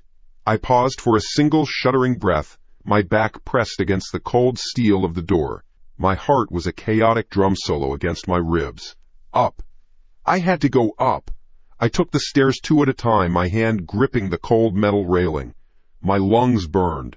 A metallic taste filled my mouth. My legs screamed in protest. First floor. Second floor. The painted numbers on the walls blurred past. I fought the urge to look back down the winding concrete spiral, terrified of what I might see looking up. Third floor. The sound of my own ragged breathing and pounding feet was a frantic rhythm in the silence. Fourth. Almost there. Fifth floor. I burst through the door into my hallway. The air here was warm, the carpet absorbing the sound of my footsteps. It felt impossibly normal. Safe. Mrs. Henderson's door, 5B, was closed. The hallway was empty. For a second, a single, insane second, I thought maybe I had imagined it all. Then I saw my own door. Apartment 5G. It was open. Just a crack. A fresh wave of cold dread washed over me, colder than the thing in the garage. I never left my door open. Never. I was meticulous about it. My hand trembled as I pushed it open wider. My eyes scanned the entryway. Nothing. I took a slow, hesitant step inside, my body screaming at me to run the other way. I looked into the main room, and my heart stopped. It was there, in the center of the living room floor, the small, gray fabric speaker. It wasn't on the kitchen counter where I had left it. Someone, or something, had moved it. It was sitting in the middle of the rug, facing the doorway. Facing me. And next to it, coiled on the floor like a dead snake, was its power cord. Unplugged from the wall, completely disconnected, but the speaker was on. A single, small LED on its top ring, a light I had only ever seen turn blue or green, was now glowing with a deep, steady, blood-red light. It wasn't blinking. It wasn't pulsing. It was just watching me, a single, hateful, red eye in the center of my home, waiting. The red light was not a light, it was an eye. A single, unblinking, crimson eye in the heart of my home. It stared at me from the small, gray speaker sitting in the center of the floor. My floor. My rug. The one I'd bought on sale at Target. The absurdity of that thought almost made me laugh, a hysterical bark that caught in my throat. The speaker was unplugged. I could see the black cord, a dead snake disconnected from the wall socket, lying limp on the carpet. But the eye glowed. A steady, hate-filled red. It knew I was here. It had waited for me. It had moved itself, set the stage, and now it was waiting for the play to start. My mind was a high-pitched scream. All logic had been sandblasted away in the garage, leaving only raw, animal instinct. That thing, that child-shaped piece of night, didn't just live in the speaker. It used it. A gateway. An anchor. And I had brought it in. I had plugged it in right next to my coffee maker. Destroy it. The thought was a flare in the darkness of my panic. It was the source. I had to destroy the source. Break the anchor. Close the gate. A weapon. I needed a weapon. Something heavy. Something I could swing. My eyes shot to the hall closet by the front door. The bat. The aluminum Louisville Slugger I'd owned since high school. It was in there, behind the spare coats and the vacuum cleaner. It was perfect. Heavy. Solid. I could smash that cursed little box into 1,000 pieces. The plan was simple. The plan was good. It was something to hold on to. I peeled my back away from the door frame. My hand, slick with sweat, reached for the knob of my apartment door. I had to close it, lock it. I didn't know if that would stop it, but I couldn't stand having it open behind me. The click of the deadbolt sliding home was loud in the dead air. It did nothing to make me feel safer. I was just locking myself in with the monster. One step. My foot landed on the hardwood floor of the entryway. It made no sound. I held my breath. The red eye on the speaker didn't flicker. It just watched.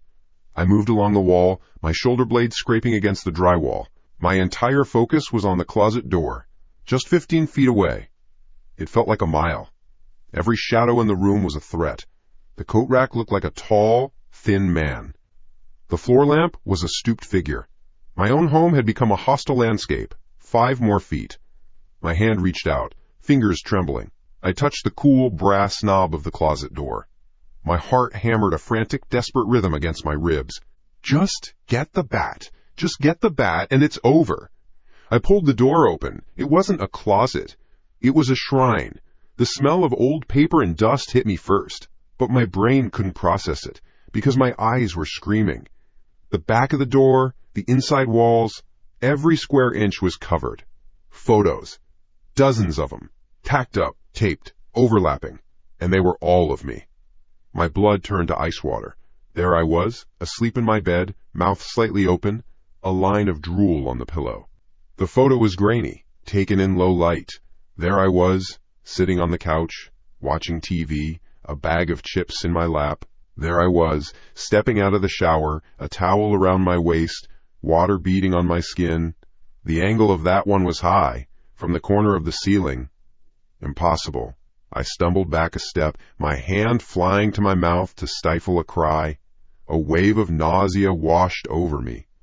This wasn't new. This wasn't a few days. This had been happening for weeks, months. It had been watching me, documenting my life from angles no one could reach. It had been in here, with me, every night, and right in the center, in a small, cleared space, was a single, different photo. The low-resolution image from the online listing. The little girl with the dark hair, hugging the speaker. But this picture was clearer. I could see her face now. She wasn't looking at the camera. She was looking at something just past it. And she was smiling, a wide, predatory smile that showed too many teeth. It was the same smile I'd seen on the shadow in the garage. A sound cut through my shock. A giggle. It came from the living room, high-pitched. A child's laugh. It came from the speaker. Ready or not? A voice whispered. A synthesized, distorted version of a little girl's. It echoed in the small space, slithering into my ears. Here I come! And then, slam! The closet door flew out of my hand, smashing shut with the force of a car crash. The sound echoed like a gunshot. Slam! The bedroom door across the hall slammed shut. Slam! Slam! The bathroom. The other closet. Every door in the apartment slammed in rapid succession, a percussive, violent symphony of imprisonment. The final, loudest sound was the click of the deadbolt on the front door turning again. Not by my hand. I was alone. Trapped in the living room. Just me and the speaker. The red eye seemed to glow brighter. It pulsed softly, in time with my own frantic heartbeat. The bat was gone. The plan was gone. There was no weapon. There was no escape. A rage, pure and clean and utterly terrified, boiled up from my gut. It drowned out the fear. It was a simple, primal fire. This thing, this goddamn thing, in my home, watching me, playing with me. No, I was not a toy. I screamed. It wasn't a word. It was just noise, a raw, torn sound ripped from my lungs. I launched myself off the wall and charged. There was no thought. There was only the target. The red eye. My hands closed around the speaker. The plastic was smooth and cool. It felt shockingly normal. For a split second, I felt a vibration, a low hum that traveled up my arms, a thrumming like a placidly purring cat. I raised it high above my head and brought it down with all my strength. The impact against the hardwood floor was a sharp crack. A piece of the gray fabric cover tore away. A hairline fracture appeared on the plastic casing. It wasn't enough. A laugh whispered from the damaged speaker. A low, mocking chuckle. "Fuck you!" I roared, grabbing it again. I didn't use the floor this time. I used the wall. I swung it like an axe, slamming it into the drywall. Crunch! The casing shattered. The red eye flickered and died. A small victory. I threw the broken shell to the floor and brought my heel down on it. Again and again. The plastic protested, crunching and cracking under my weight. I was a wild animal, stomping my prey into the ground. I kicked the pieces, scattering them across the rug, but the core was still intact. A small, dense knot of wires and circuit boards. I snatched it up, ran to the brick accent wall by the fake fireplace, and just started beating it against the hard surface. Smash, smash, smash. Bits of black plastic and green circuit board flew through the air. Tiny metal components rained down on the floor. I didn't stop until my hand was raw, until the thing was nothing but a mangled mess of wires and shattered fragments. I let the last piece drop from my numb fingers. It clattered to the floor. And then silence. A real silence. Not the dead, waiting kind from before. This was an empty silence. The presence was gone. The cold spot in the room was gone. The feeling of being watched was gone. It was over. I slid down the brick wall, my body screaming with adrenaline and exhaustion. My breath came in ragged, painful gasps. I looked at the wreckage. It was spread all over the living room. Hundreds of tiny, broken pieces. A graveyard of plastic and metal. I had won. I squeezed my eyes shut, a sob of relief building in my chest. Peace. It was finally over. Then I heard it. A whisper, so quiet I thought I'd imagined it.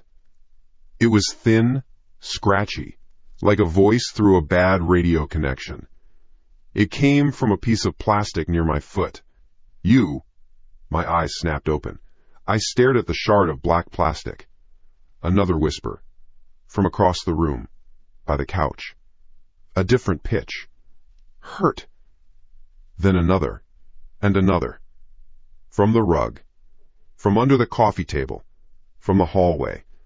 Each voice was slightly different. Each one was a tiny, distorted echo of a child. They started to overlap. A chorus of broken voices rising from the wreckage. From every single piece. The air grew thick with the sound. 100 tiny needles of sound pricking my ears, my skin, my sanity. They all spoke in a dreadful, disjointed unison, a choir of the damned rising from the mess I had made. You hurt me. The sound was not one sound. It was hundreds. A swarm of tiny, broken voices crawling out of the wreckage I had made. They rose from every shard of plastic, every twisted wire scattered on my floor. A fractured choir of whispers, sharp and thin, pricking at the air.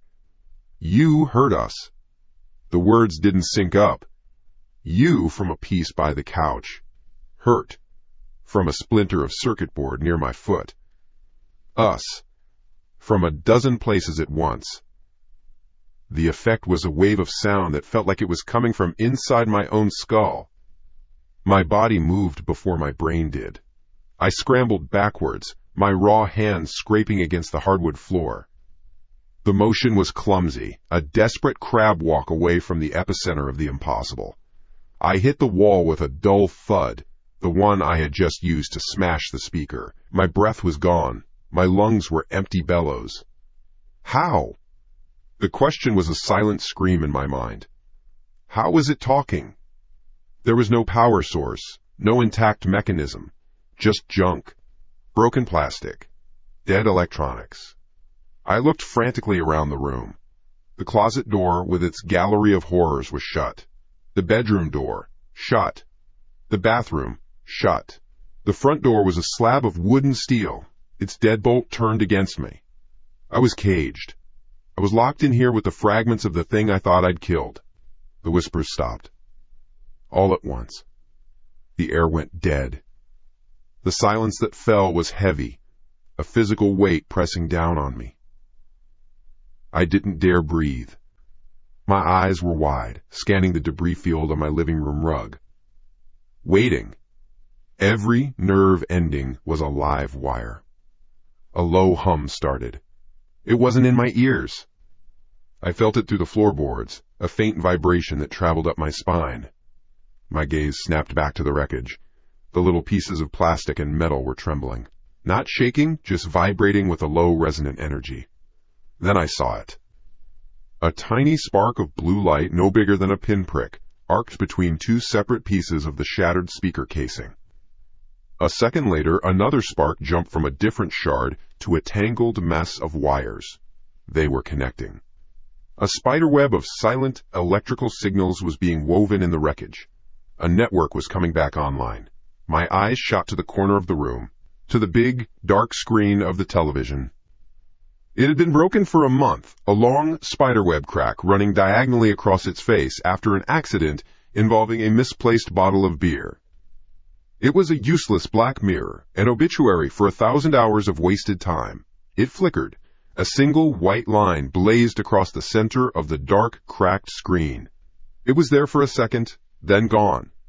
I swallowed hard, my throat dry as dust. No, that's impossible. It's not even plugged in. The screen flashed again, and this time it stayed on. It wasn't a picture. It was a blizzard. Pure, roaring static filled the screen, a chaotic dance of black and white dots. A sound exploded into the room, a deafening, aggressive SHHH, HHH, HHHHHHH, HHHHH. It was the sound of a dead channel, amplified 100 times. It was the sound of nothing, and it filled everything. The TV is broken, I whispered to myself. The words were meaningless. A flimsy shield of logic against the tidal wave of insanity crashing over me. The static on the screen wasn't flat. It moved. It roiled. It wasn't a two-dimensional image anymore. It looked deep, like I was staring into a bottomless well filled with angry hornets. The center of the screen, right where the glass was cracked, began to swell. It pushed outward. The image itself seemed to be gaining mass, warping the very idea of a flat screen. It looked like a fist pressing against a sheet of rubber. My heart hammered against my ribs, a frantic prisoner beating against its cage. I couldn't look away. I was paralyzed, pinned to the wall by the sheer wrongness of what I was seeing. The static pushed further. A shape began to resolve itself, tearing through the invisible barrier of the screen. A hand. Not a solid hand. It was made of the same swirling, chaotic noise, a ghostly, three-dimensional construction of pure visual interference. 5 fingers of buzzing, fizzing data reached out into the air of my living room. They twitched. The constant shh of the static deepened, and a new sound churned beneath it. A low, guttural growl, like the distorted audio of some predatory animal, was buried in the white noise. The hand was followed by a wrist, an arm, a shoulder. The thing was pulling itself out of the television. It was an extraction. A birth. It flowed like thick smoke, but held its shape, a terrible silhouette against the glowing portal it was leaving behind. A head emerged, featureless, just a roiling ovoid of black and white noise. It had no face, no eyes, no mouth, but I felt it look at me. I felt its attention land on me like a physical blow. It pulled its other leg through, and then it was free. It stood in the middle of my living room, between me and the locked front door. It was man-shaped, 6 feet tall, a flickering, shimmering being of pure electronic chaos. It was a hole in the world, a rent in the fabric of reality, and it was made of television snow. The light from its body cast dancing, unstable shadows on the walls. The rage was gone, the adrenaline was gone. All that was left was a cold, clean certainty. I was going to die here, in my apartment, eaten by a ghost from a goddamn smart speaker. The static entity raised its arm, the one that had emerged first. It did not point at me. It simply held its hand open, palm up. The gesture was silent. The effect was not. Crack boom. My laptop, sitting on the coffee table, exploded. Not in a ball of fire, but in a violent puff of white smoke and a shower of plastic shrapnel. The screen shattered. The keyboard blew upwards, keys scattering like broken teeth. I flinched, throwing an arm over my face. P.O.P. My phone, lying on the kitchen counter, let out a sharp crack. Its screen went black, and a wisp of acrid smoke curled up from its charging port. A deep, groaning sound came from the kitchen, metal under stress. The refrigerator shuddered violently. The big, stainless steel door suddenly blew open with the force of a small bomb, launching a half-empty carton of milk, a jar of pickles, and a bottle of ketchup across the room. The jar of pickles shattered against the far wall. Instinct took over. I didn't think, I just moved. I dropped to the floor and rolled, tucking my head down as pieces of my life rained down around me. A key from my shattered laptop bounced off my shoulder. The air filled with the sharp chemical smell of burnt-out circuit boards and ozone. The world was a cacophony of shattering glass, popping plastic, and the unceasing, roaring static of the thing that stood over it all. The explosion stopped. The silence that rushed back in was even worse. My ears were ringing. My apartment was a war zone. I cautiously pushed myself up on one elbow, peering through the settling dust. It was still there, unmoved, a silent, buzzing god in the center of the destruction it had wrought. Then it moved. It took one step towards me.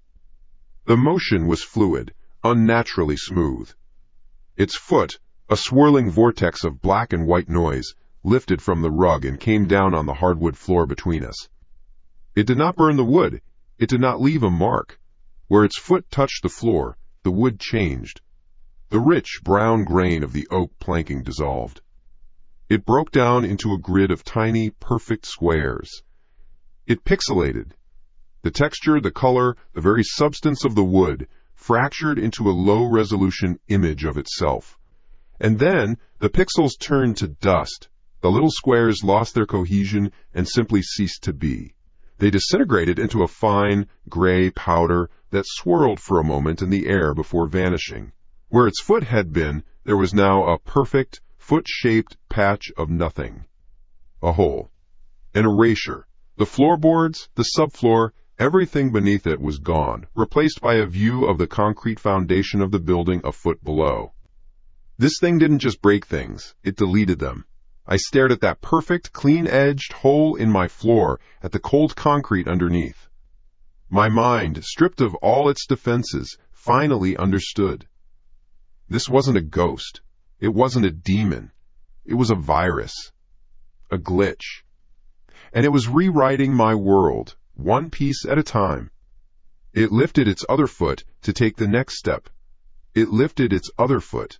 The movement was a slow-motion nightmare, a silent ballet of erasure. I watched the vortex of noise that was its foot rise, hover, and begin its descent. My brain wasn't thinking in words anymore. It was just a sequence of images. The foot touching down. The floorboards dissolving into a grid. The grid turning to dust. The hole getting bigger. Another step. Another hole. Closer and closer. Then a thought, clear and sharp as a shard of glass, cut through the panic. Electricity. The thing was made of static. It came out of a television. It made my laptop explode, my phone die, my refrigerator burst open. Everything it touched, everything it commanded, was electric. The lights in here, the outlets in the walls, the very wires running like veins behind the drywall, they were its blood supply. Its playground. I had to cut the power. The breaker box. In the hall. The main utility closet, a small gray metal door at the far end of the corridor, right by the emergency stairs. It was my only move. A kill switch for the entire apartment. For this whole section of the floor. It was a chance. It wasn't a good chance, but it was the only one I had. Hope, thin and desperate, flickered in the cold ruin of my mind. The entity's foot paused its descent, hovering an inch above the floorboards. It knew. I don't know how. It had no ears. It had no face. But it knew. The roiling, faceless ovoid of static that served as its head tilted, a gesture of mock curiosity. It seemed to understand my desperate, half-formed plan. It was listening to the frantic electricity inside my own brain. Then came a sound that made my blood run cold. Thunk. It was a thick, metallic sound. A heavy, mechanical clunk that echoed from the front door. I saw the small, brass-colored knob on the deadbolt turn, rotating a full 180 degrees all on its own. The latch clicked back. The heavy wooden door groaned and swung inward, opening into the dim fluorescent light of the hallway. An invitation. It lowered its foot, not onto the floor, but back to its original position. It stood there, perfectly still, a shimmering hole in my reality, between me and the now open door. It wasn't coming for me anymore. It was waiting. Go on, it seemed to say. There's your exit. Take it. My muscles were coiled, ready to spring, but my feet felt nailed to the floor. This was a trap. It had to be a trap. It wanted me in the hallway. Why? What was out there? Hickey. I stared past its shimmering form, through the open doorway. The hallway looked normal. Dirty beige walls, scuffed industrial carpet, the same lines of cheap ceiling tiles I saw every day. The air outside my apartment looked clean, safe, real. Behind me was a monster that deleted the world. In front of me was an open door. It wasn't a choice. But as I watched, the fluorescent light in the hallway flickered. Once. Twice. Then it began to flash erratically, plunging the corridor into a disorienting, strobing half-light. On. Off. On. Off. A frantic, broken pulse, and in the flashing light I saw it. The shadow. The entity standing in my living room cast a long, man-shaped shadow into the hallway, thrown by the dim light of my one remaining lamp. But the shadow on the wall wasn't still. It wasn't a simple silhouette. It detached itself from the floor at the entity's feet. It peeled away from the carpet, a two-dimensional darkness that suddenly gained a life of its own. It wasn't just a lack of light. It was a patch of active, crawling blackness. It slithered up the beige wall of the hallway like a spill of black oil, moving with a jerky, unnatural speed that matched the flickering lights. It spread across the ceiling, a spider web of pure void, its edges sharp and defined. It was surrounding the exit. It was lining the hallway, painting the ceiling and walls with its own impossible darkness, leaving only the floor clear. The entity hadn't moved an inch, but its influence, its very being, was already outside, waiting for me. The open door wasn't an escape. It was the entrance to a gauntlet. My breath hitched. My heart was a drum against my ribs. I was a rat in a box, and the cat was playing a game I couldn't understand. Stay here and be erased. Run and face that. Screw it. I wasn't going to die here, waiting for it to get bored and take another step. I exploded into motion. I didn't run toward the door. I ran at the entity. My plan was insane, formed in a split second of pure adrenaline. I couldn't run through it, but maybe I could get around it. I feinted right, then shot left, my sneakers squealing on the hardwood. I scraped against the wall, my shoulder bumping the frame of a picture. The entity didn't move to intercept me. It just watched. I burst through the doorway, into the strobing, sick light of the hall. The air was cold. My feet hit the worn carpet. For a second, I thought I'd made it. Then the shadow fell. It dropped from the ceiling. It wasn't a physical weight. It was a plunge into sensory deprivation. One moment I was in a flashing hallway. The next I was in absolute black, absolute silence. My own frantic footsteps vanished. The hum of the lights, gone. But the silence was immediately replaced by a new sound.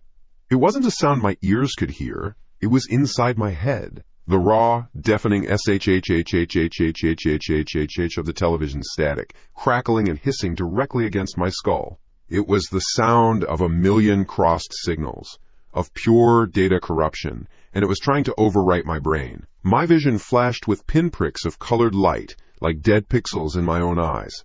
My thoughts fractured. Breaker box end of the hall, run. The words came apart, the letters scrambling into meaningless symbols. A wave of nausea and vertigo slammed into me. I stumbled, my legs turning to jelly. I felt scoured, violated, as if a wire brush was being dragged across my soul. I threw my hands out, pushing against nothing, and suddenly burst back into the flickering light. I was on my knees, gasping. The shadow was back on the ceiling, motionless. The assault had lasted a second. It felt like an eternity. I didn't wait. I scrambled to my feet and ran. My legs were pumping, my lungs burned. The hallway stretched on, a strobing nightmare tunnel. The shadow on the walls and ceiling stayed put, watching me, letting me go. The utility closet door was getting closer, a small, gray, beautiful metal rectangle. 10 feet. 5 feet. I slammed into it, my hands slapping against the cool, painted metal. The handle was a simple, cheap lever. I didn't have a key. I prayed to God it was unlocked. My fingers, slick with sweat, closed around it. I pushed down. It gave. The lock clicked open. Relief hit me so hard it almost buckled my knees. Yes, I gasped, the word torn from my chest. I ripped the door open, ready to see a dark, cramped space filled with pipes, conduit, and a row of black switches, ready to slam my hand against every single one of them. I saw my living room. I stood frozen in the hallway, staring into the utility closet. But it wasn't a closet. It was my apartment, an exact, perfect, impossible copy of the room I had just fled. I saw my scuffed coffee table, the one with the ring stain from a beer bottle. I saw my gray sofa with the slightly frayed armrest where the cat used to scratch it. I saw the shattered remains of the smart speaker on the rug, the scattered shards of plastic and metal. The dead, cracked screen of my television hung on the far wall. The air even smelled the same, that sharp electric reek of ozone and burnt circuits. My mind refused to process it. It was a broken loop. Ran from the room, ran down the hall, opened a door, and was right back in the room. My gaze drifted to the sofa. It was sitting there, the static entity. It was lounging on my couch, its legs crossed in a casual, horribly human pose. The roiling, featureless noise of its body filled the space, the black and white chaos contained within its man-shaped form. It was no longer ignoring me. It was looking right at me. It raised one of its arms, a limb made of buzzing, fizzing data. It lifted its hand, a swirling vortex of visual noise, and it waved. A slow, friendly little wave. A greeting. A welcome home. The door handle was still cold in my hand. The flickering light of the hallway still strobed behind me, but the world had ended. The rules were gone. This wasn't a ghost haunting my apartment. The monster was my apartment, and I had just run right back into its heart. I slammed the utility closet door. The cheap metal rattled in its frame, the sound loud and hollow in the flashing hallway. My hand flew back, as if the handle had burned me. No, that wasn't real. It couldn't be. My mind, screaming and frayed, latched on to the only possible explanation. Hallucination. A trick. The thing in my apartment, the static demon, it was projecting that image into my head. It was messing with me, a high-tech gaslighting from a monster made of TV snow. It had to be. The real breaker box was still here. Somewhere. I shoved myself away from the door, my back scraping against the rough texture of the opposite wall. My eyes darted down the corridor, desperately searching. The strobe effect of the failing light made it hard to focus, turning the hallway into a series of jagged, frozen images. Wall. Carpet. Wall. There were no other utility doors, just my apartment door, now closed, and the identical door of my neighbor across the hall, apartment 4B. And at the very end of the hall, the one thing I hadn't dared to look at yet, the emergency exit. A heavy, gray steel door with a thick wire mesh window, the word exit, glowing in weak, flickering red letters above it. That was it. That was the real way out. Not to the breaker box, screw the breaker box. Out. Out of the building. Into the night air. Away from the strobing lights and the shadow on the ceiling. Logic was a lifeboat in a sea of madness. The entity had trapped me in the hallway, yes. It had assaulted my senses, yes. But it was still contained in my apartment. I had seen it on the couch. It was in there. And I was out here. The hallway was a gauntlet, but the exit was right there. A straight shot. My muscles bunched. Hope, sharp and painful, pierced through the panic.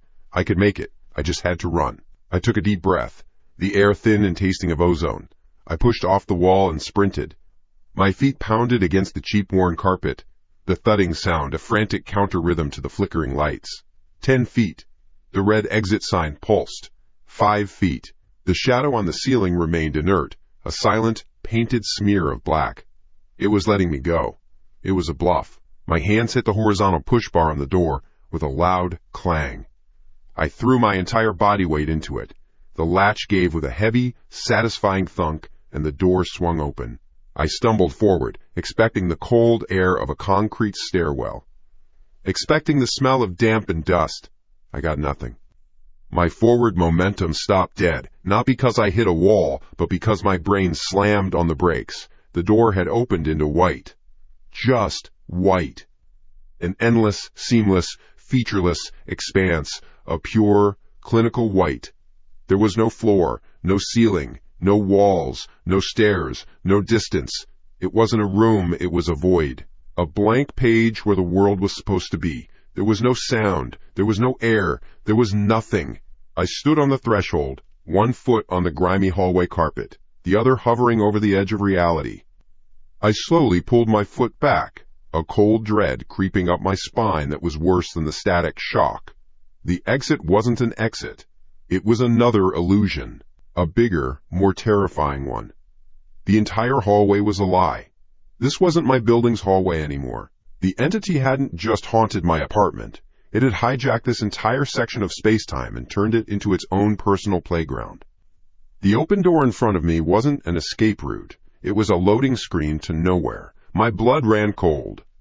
I let go of the push bar and slowly, mechanically, pulled the heavy steel door shut. The latch clicked, the sound unnervingly final. I was sealed in. Then I heard another sound. Click. It came from behind me, from my apartment door. Click. The exact same sound, at the exact same time, from the fake utility closet door. My head snapped around. I stood frozen in the middle of the hallway, a man caught between two identical points of terror. The doorknob on my apartment door was turning slowly, anti-clockwise. The lever handle on the utility closet door was depressing, inch by inch. They moved in perfect, synchronized motion, as if controlled by the same invisible hand. The doors groaned open. In unison, they swung inward, revealing the two rooms. My apartment on the left, the impossible copy of my apartment on the right, and in the center of each room, standing in the exact same spot, was the entity. Two of them. Two identical, man-shaped holes in reality, filled with the same roiling black and white chaos. They stood there for a beat, silent and still. Then they both took a step forward, out of their respective rooms and into the hallway. One from the left, one from the right.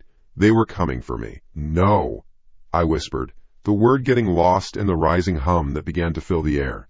It wasn't the loud, aggressive static from before. It was a low, vibrational buzz, the sound of a massive electrical current passing through the very walls around me. The strobing lights died. The hallway plunged into a dim gray twilight, lit only by the internal, chaotic light of the two creatures. And the world began to break. The straight lines of the walls started to ripple, like a reflection in disturbed water.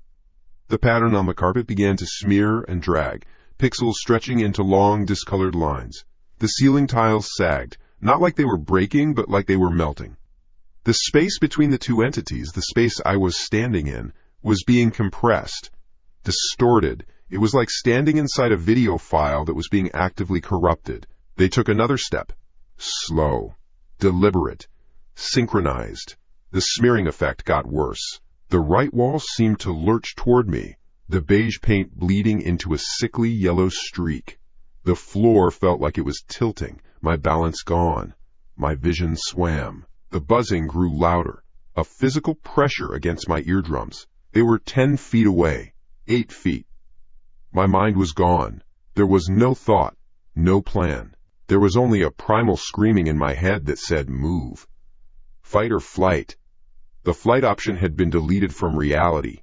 Only one thing was left. I screamed, a raw, wordless sound torn from my throat. I didn't think. I just reacted. I picked the one on the left, the one from my actual apartment, and charged. I ran straight at the shimmering vortex of noise. I braced for the cold, for the feeling of my soul being scoured. I got something else entirely. The moment I made contact, it was not cold. It was fire. A billion tiny, searing hot needles stabbing into every inch of my skin at once. It was the feeling of grabbing a live power line with my entire body. My muscles locked, every nerve ending screaming in a chorus of pure white-hot agony. My vision exploded into a sunburst of digital noise, a kaleidoscope of red, green, and blue pixels. The shriek of raw electricity wasn't just in my head anymore. It was my entire being. I was the signal. I was the corruption. My own thoughts fractured into a million pieces of broken data. Backquote, run, error, pain, get, underscore, out, file, underscore, not, underscore, found, backquote. My body, no longer under my control, convulsed violently. I was thrown backward, not by a physical force, but by the sheer electrical overload. I flew through the air, my limbs flailing, and crashed to the floor of the hallway. My head hit the carpeted ground with a dull, wet thud. The world went black for a second, then swam back into a blurry, nauseating mess. I was on my stomach, cheek pressed against the disgusting industrial carpet. My body was one big, trembling Charlie horse. The smell of burnt ozone was thick in my nostrils, the smell of my own cooked nerves. I was alive. Somehow. I tried to push myself up, but my arms were jelly. My vision doubled, the distorted hallway splitting into two overlapping images. I squeezed my eyes shut, then opened them again, trying to force them to focus. My gaze fell on the floor in front of me. Just a few feet away was the door to apartment 4B, the door of my neighbor, Ms. Gable, the quiet old lady I saw maybe once a week. My fall must have been harder than I thought, because her welcome mat was crooked, shoved halfway under her door, and sticking out from underneath it I saw a corner of paper. It was just a piece of junk mail, a flyer. Bright, glossy paper that was jarringly real in this glitching nightmare version of the world. My eyes, desperate for anything solid, anything that made sense, focused on it. I could make out the words, printed in a sleek, futuristic font. The corner was creased, but the text was sharp. Reinstate the next level of fear. Elysian Fields. Total immersion horror. Don't just watch the nightmare, live it. The words burned on the glossy paper, a beacon of impossible logic in a world gone mad. Total immersion horror.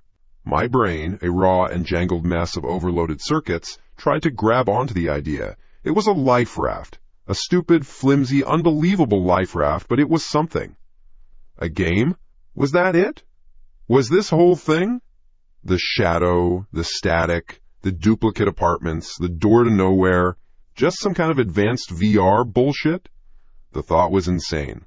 The pain was not a game. The feeling of my muscles seizing, the electric fire scorching my nerves, that was real. My head throbbed where it had hit the floor.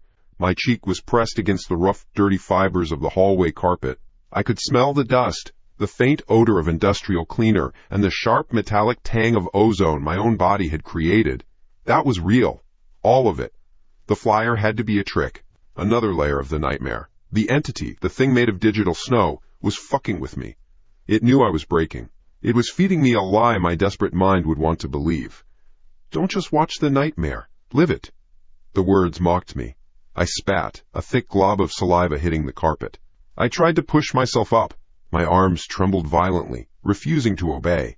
They felt like jelly, full of phantom electricity. My vision swam, two overlapping hallways glitching in and out of sync. The two static figures stood there, one in each doorway, impassive and identical vortices of chaos. They watched me, waited. This wasn't a game. Games had rules. Safe words. This was just cruelty. I squeezed my eyes shut, trying to reboot my own senses. Get up, Ethan. Get the fuck up. I managed to get one elbow underneath me. The effort sent a fresh wave of agony through my shoulder. The world tilted and spun. I was nothing but a bag of pain and fear, twitching on a dirty floor. The things in the doorways didn't move. They just hummed, a low thrum that vibrated through the floorboards and up my spine. Then the sound changed. The chaotic, aggressive hum of static died. It didn't fade out. It was cut, sliced away by a new sound, a voice. It came from everywhere and nowhere at once, filling the hallway with a tone so clean and sterile it felt more alien than the monsters. It was a synthesized, perfectly calm female voice. Test subject 734, abnormal resistance signature detected. My blood went cold. Colder than when I'd seen the thing on my couch. Colder than when I'd opened the door to a white void. This was a new kind of fear. A clean, corporate, clipboard and lab coat kind of fear. The horror of being a statistic. A number. 734. My head snapped up. I stared at the two static creatures, trying to find the source of the sound. They remained unchanged, two holes in the fabric of the world. The voice wasn't coming from them. It was coming from the walls. From the air. It was the voice of God in this broken, private hell. Previous stimulus resulted in unscheduled system impact, the voice continued, devoid of any emotion. Subject remains conscious and ambulatory. Recalibrating parameters. I shook my head, a slow, jerky motion. No, I whispered. The word was a dry scrape in my throat. No, this isn't. Objective. Induce stage 4 psychological collapse. Method: sensory overload and spatial deconstruction, increasing stimulus intensity. The moment the last word was spoken, the world broke. The two static figures moved. They didn't step. They flowed, pouring out of their respective doorways like streams of black and white ink. They slid toward the center of the hall, and as they met, they didn't pass through each other. They collided. There was no sound of impact, just a silent, violent explosion of digital noise. The two man-shaped voids smashed together, their forms shattering into a churning tornado of pixels. The shape twisted, grew, expanded. It was no longer two things. It was one thing. A solid, roaring wall of pure chaos that now blocked the entire hallway, floor to ceiling. It wasn't a creature anymore. It was a weather event, a hurricane made of television snow and shredded data. And it was coming for me. The walls began to bleed. The beige paint lost its integrity, the texture smearing downwards in long, sick streaks of corrupted color.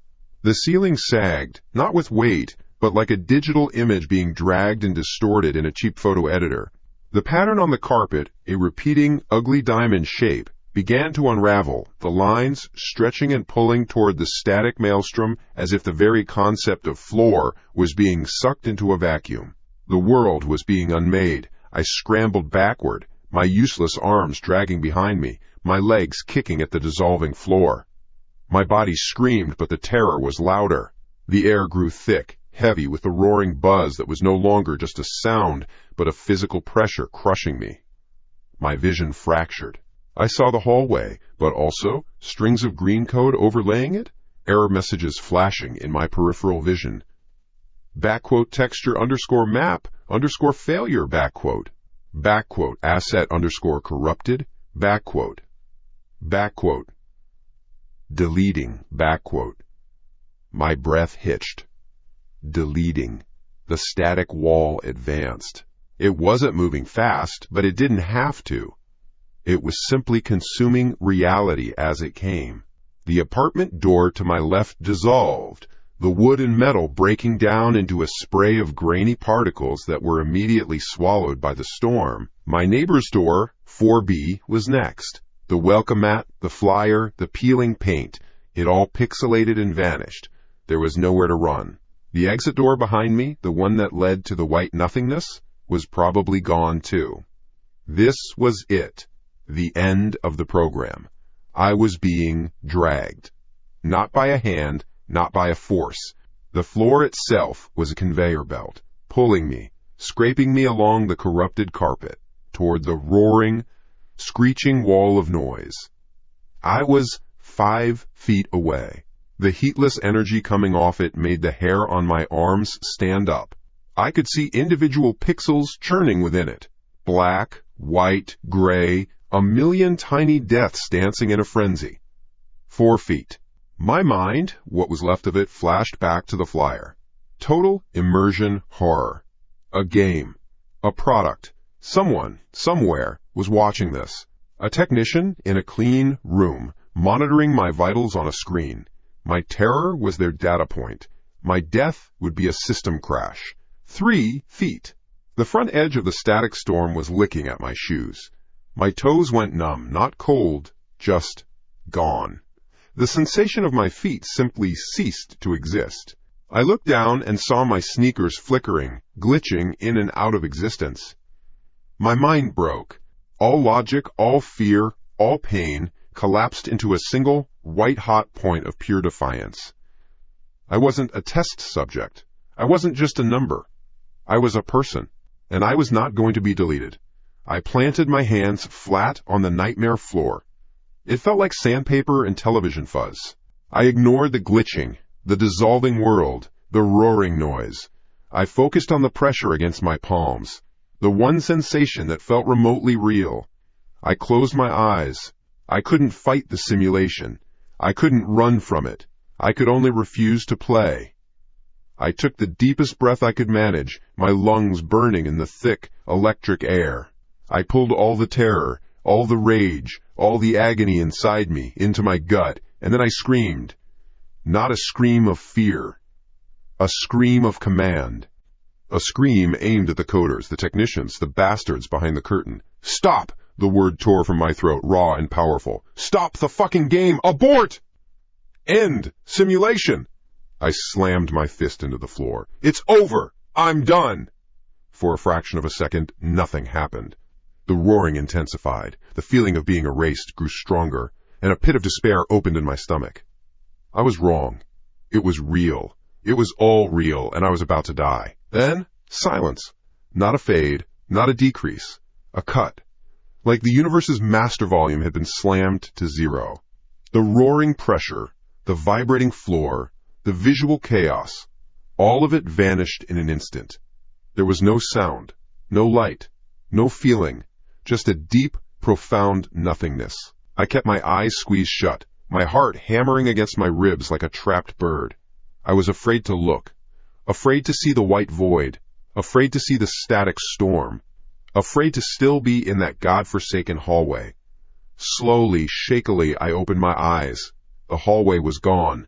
The static was gone. The pain was gone. I was sitting up.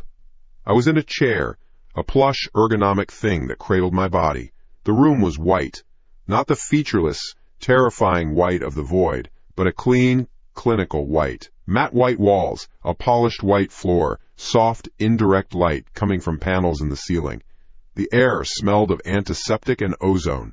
A soft, metallic click sounded next to my right ear.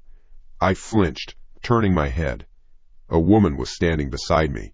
She wore a crisp white lab coat, and her graying hair was pulled back in a severe bun. She held a small silver tool and was using it to detach something from the side of my head. I reached up and felt a complex web of wires and soft gel pads stuck to my scalp and temples.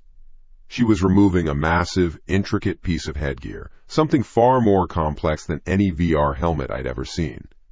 She worked with an air of practiced efficiency, her movements calm and precise. She didn't look at me, her focus entirely on her task. One by one, the contacts were disengaged with a series of soft clicks. With a final, gentle tug, she lifted the entire apparatus away. The sudden lightness of my head was dizzying. She placed the device on a sterile metal tray nearby. Only then did she turn to look at me. Her face was neutral, professional. She gave me a small, thin-lipped smile that didn't reach her eyes. "Congratulations, Subject 734, she said, her voice the same perfectly calm, synthesized tone from the hallway. It wasn't filtered, it was just her voice. "You've successfully completed the static ghost scenario." She made a note on a tablet she picked up from the tray. My mind was a perfect blank. I couldn't form a thought. I just sat there, staring at her, my hands resting in my lap. I was alive. I was safe. I was in a clean white room. The woman looked up from her tablet, her smile widening just a fraction, becoming a mask of polite professional curiosity. The session lasted 47 minutes. Vitals spiked beyond projected parameters, but you reached the termination trigger successfully. Excellent data. She tucked the tablet under her arm. "So tell me," she asked, her voice bright and chipper, as if she were asking about the weather. "How did it feel? How did it feel?" The question hung in the clean air. My mouth opened, no sound came out. My throat was a desert. My tongue was a piece of sandpaper. How did it feel? It felt like my soul had been put through a meat grinder. It felt like dying for 47 minutes. I stared at her. The woman in the white coat. Her name tag was clipped to her pocket. Dr. Eris. Her voice was the same as the voice in the hallway. The God voice. Not synthesized. Just her. Cold. Level. "Water," I managed to say. The word was a crackle of static. She nodded, her professional smile never wavering. She turned to a small, recessed panel in the wall, pressed a button, and a compartment slid open. She retrieved a paper cup of water and handed it to me. My hand shook as I took it. The water was cool. It tasted like nothing. It was the best thing I'd ever had. "The test, as you were briefed, was a total immersion sensory experience," she explained, as if discussing a movie I'd just watched. "A proprietary neural interface stimulates the brain's fear and anxiety centers directly, while simultaneously generating a convincing audio-visual overlay. What you saw, heard, and felt was a projection, a static ghost scenario designed to test resilience against existential and spatial corruption.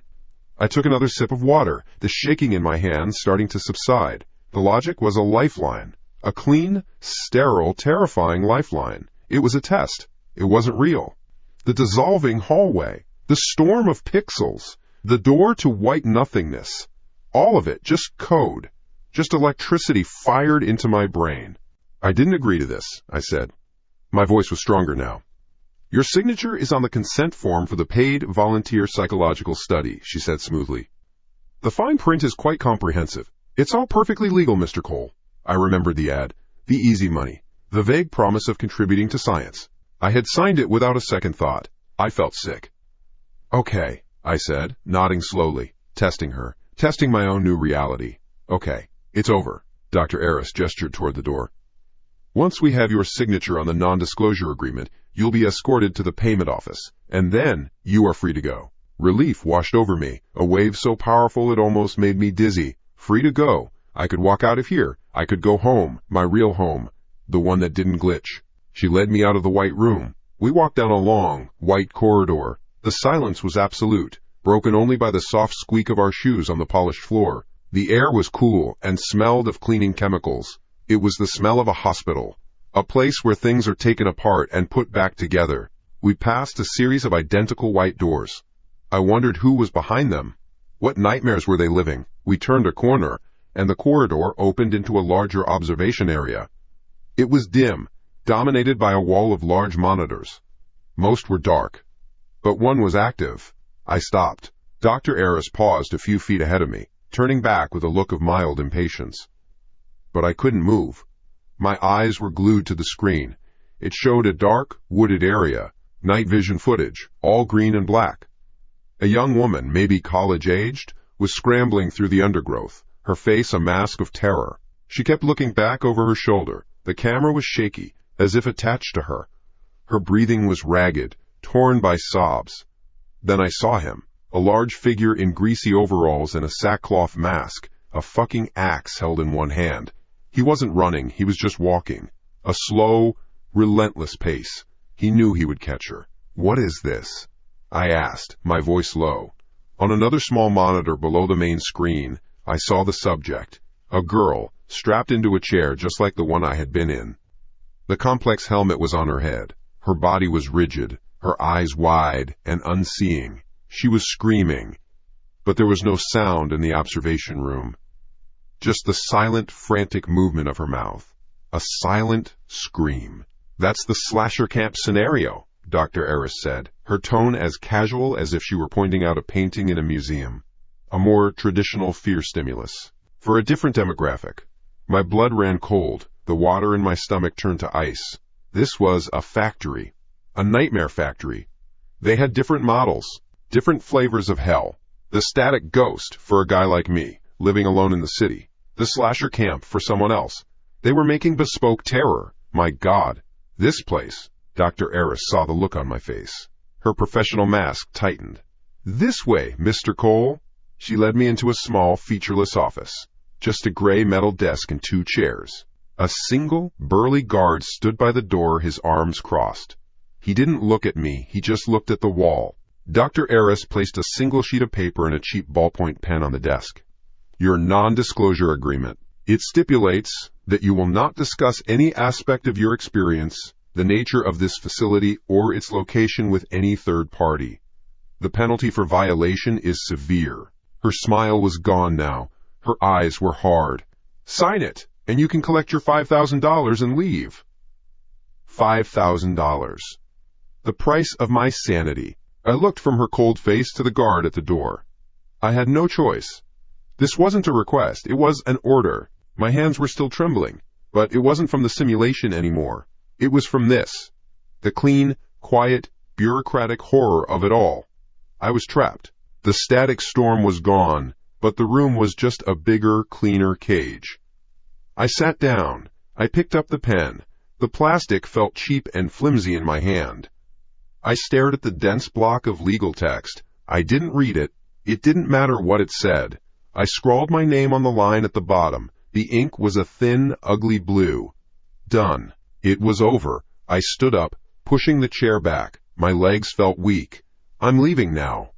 Of course, Dr. Eris said. She picked up the signed paper, giving it a cursory glance before sliding it into a folder. She was also holding the tablet from before, the one she'd made a note on. I walked past her, toward the door. My shoulder brushed against her arm. The pen I was still holding slipped from my numb fingers. It fell to the floor, a small click-clack that sounded like a gunshot in the silent room. Sorry, I mumbled. I bent down to get it. A simple motion. My head dipped below the level of the tablet she was holding under her arm, and my world ended for the second time in an hour. My eyes locked onto the screen. It was on. A simple list. A spreadsheet. My gaze shot to the top line. Subject database. Active trials. I saw different names. Different numbers. And then I saw mine. Name. Ethan Cole. Subject 734. Scenario. Static ghost. And then, next to it, in a column labeled status. It didn't say complete, it didn't say terminated, it said phase 1, successful, proceeding to phase 2, post-integration surveillance. The words burned into my brain. Post-integration surveillance. Integration. I froze, crouched on the floor. The cheap pen was inches from my fingers. I couldn't reach for it. I couldn't move. The wires, the gel pads on my head, the neural interface. It wasn't just showing me things. It was putting something in. Slowly, I straightened up. I looked at Dr. Eris. She was watching me.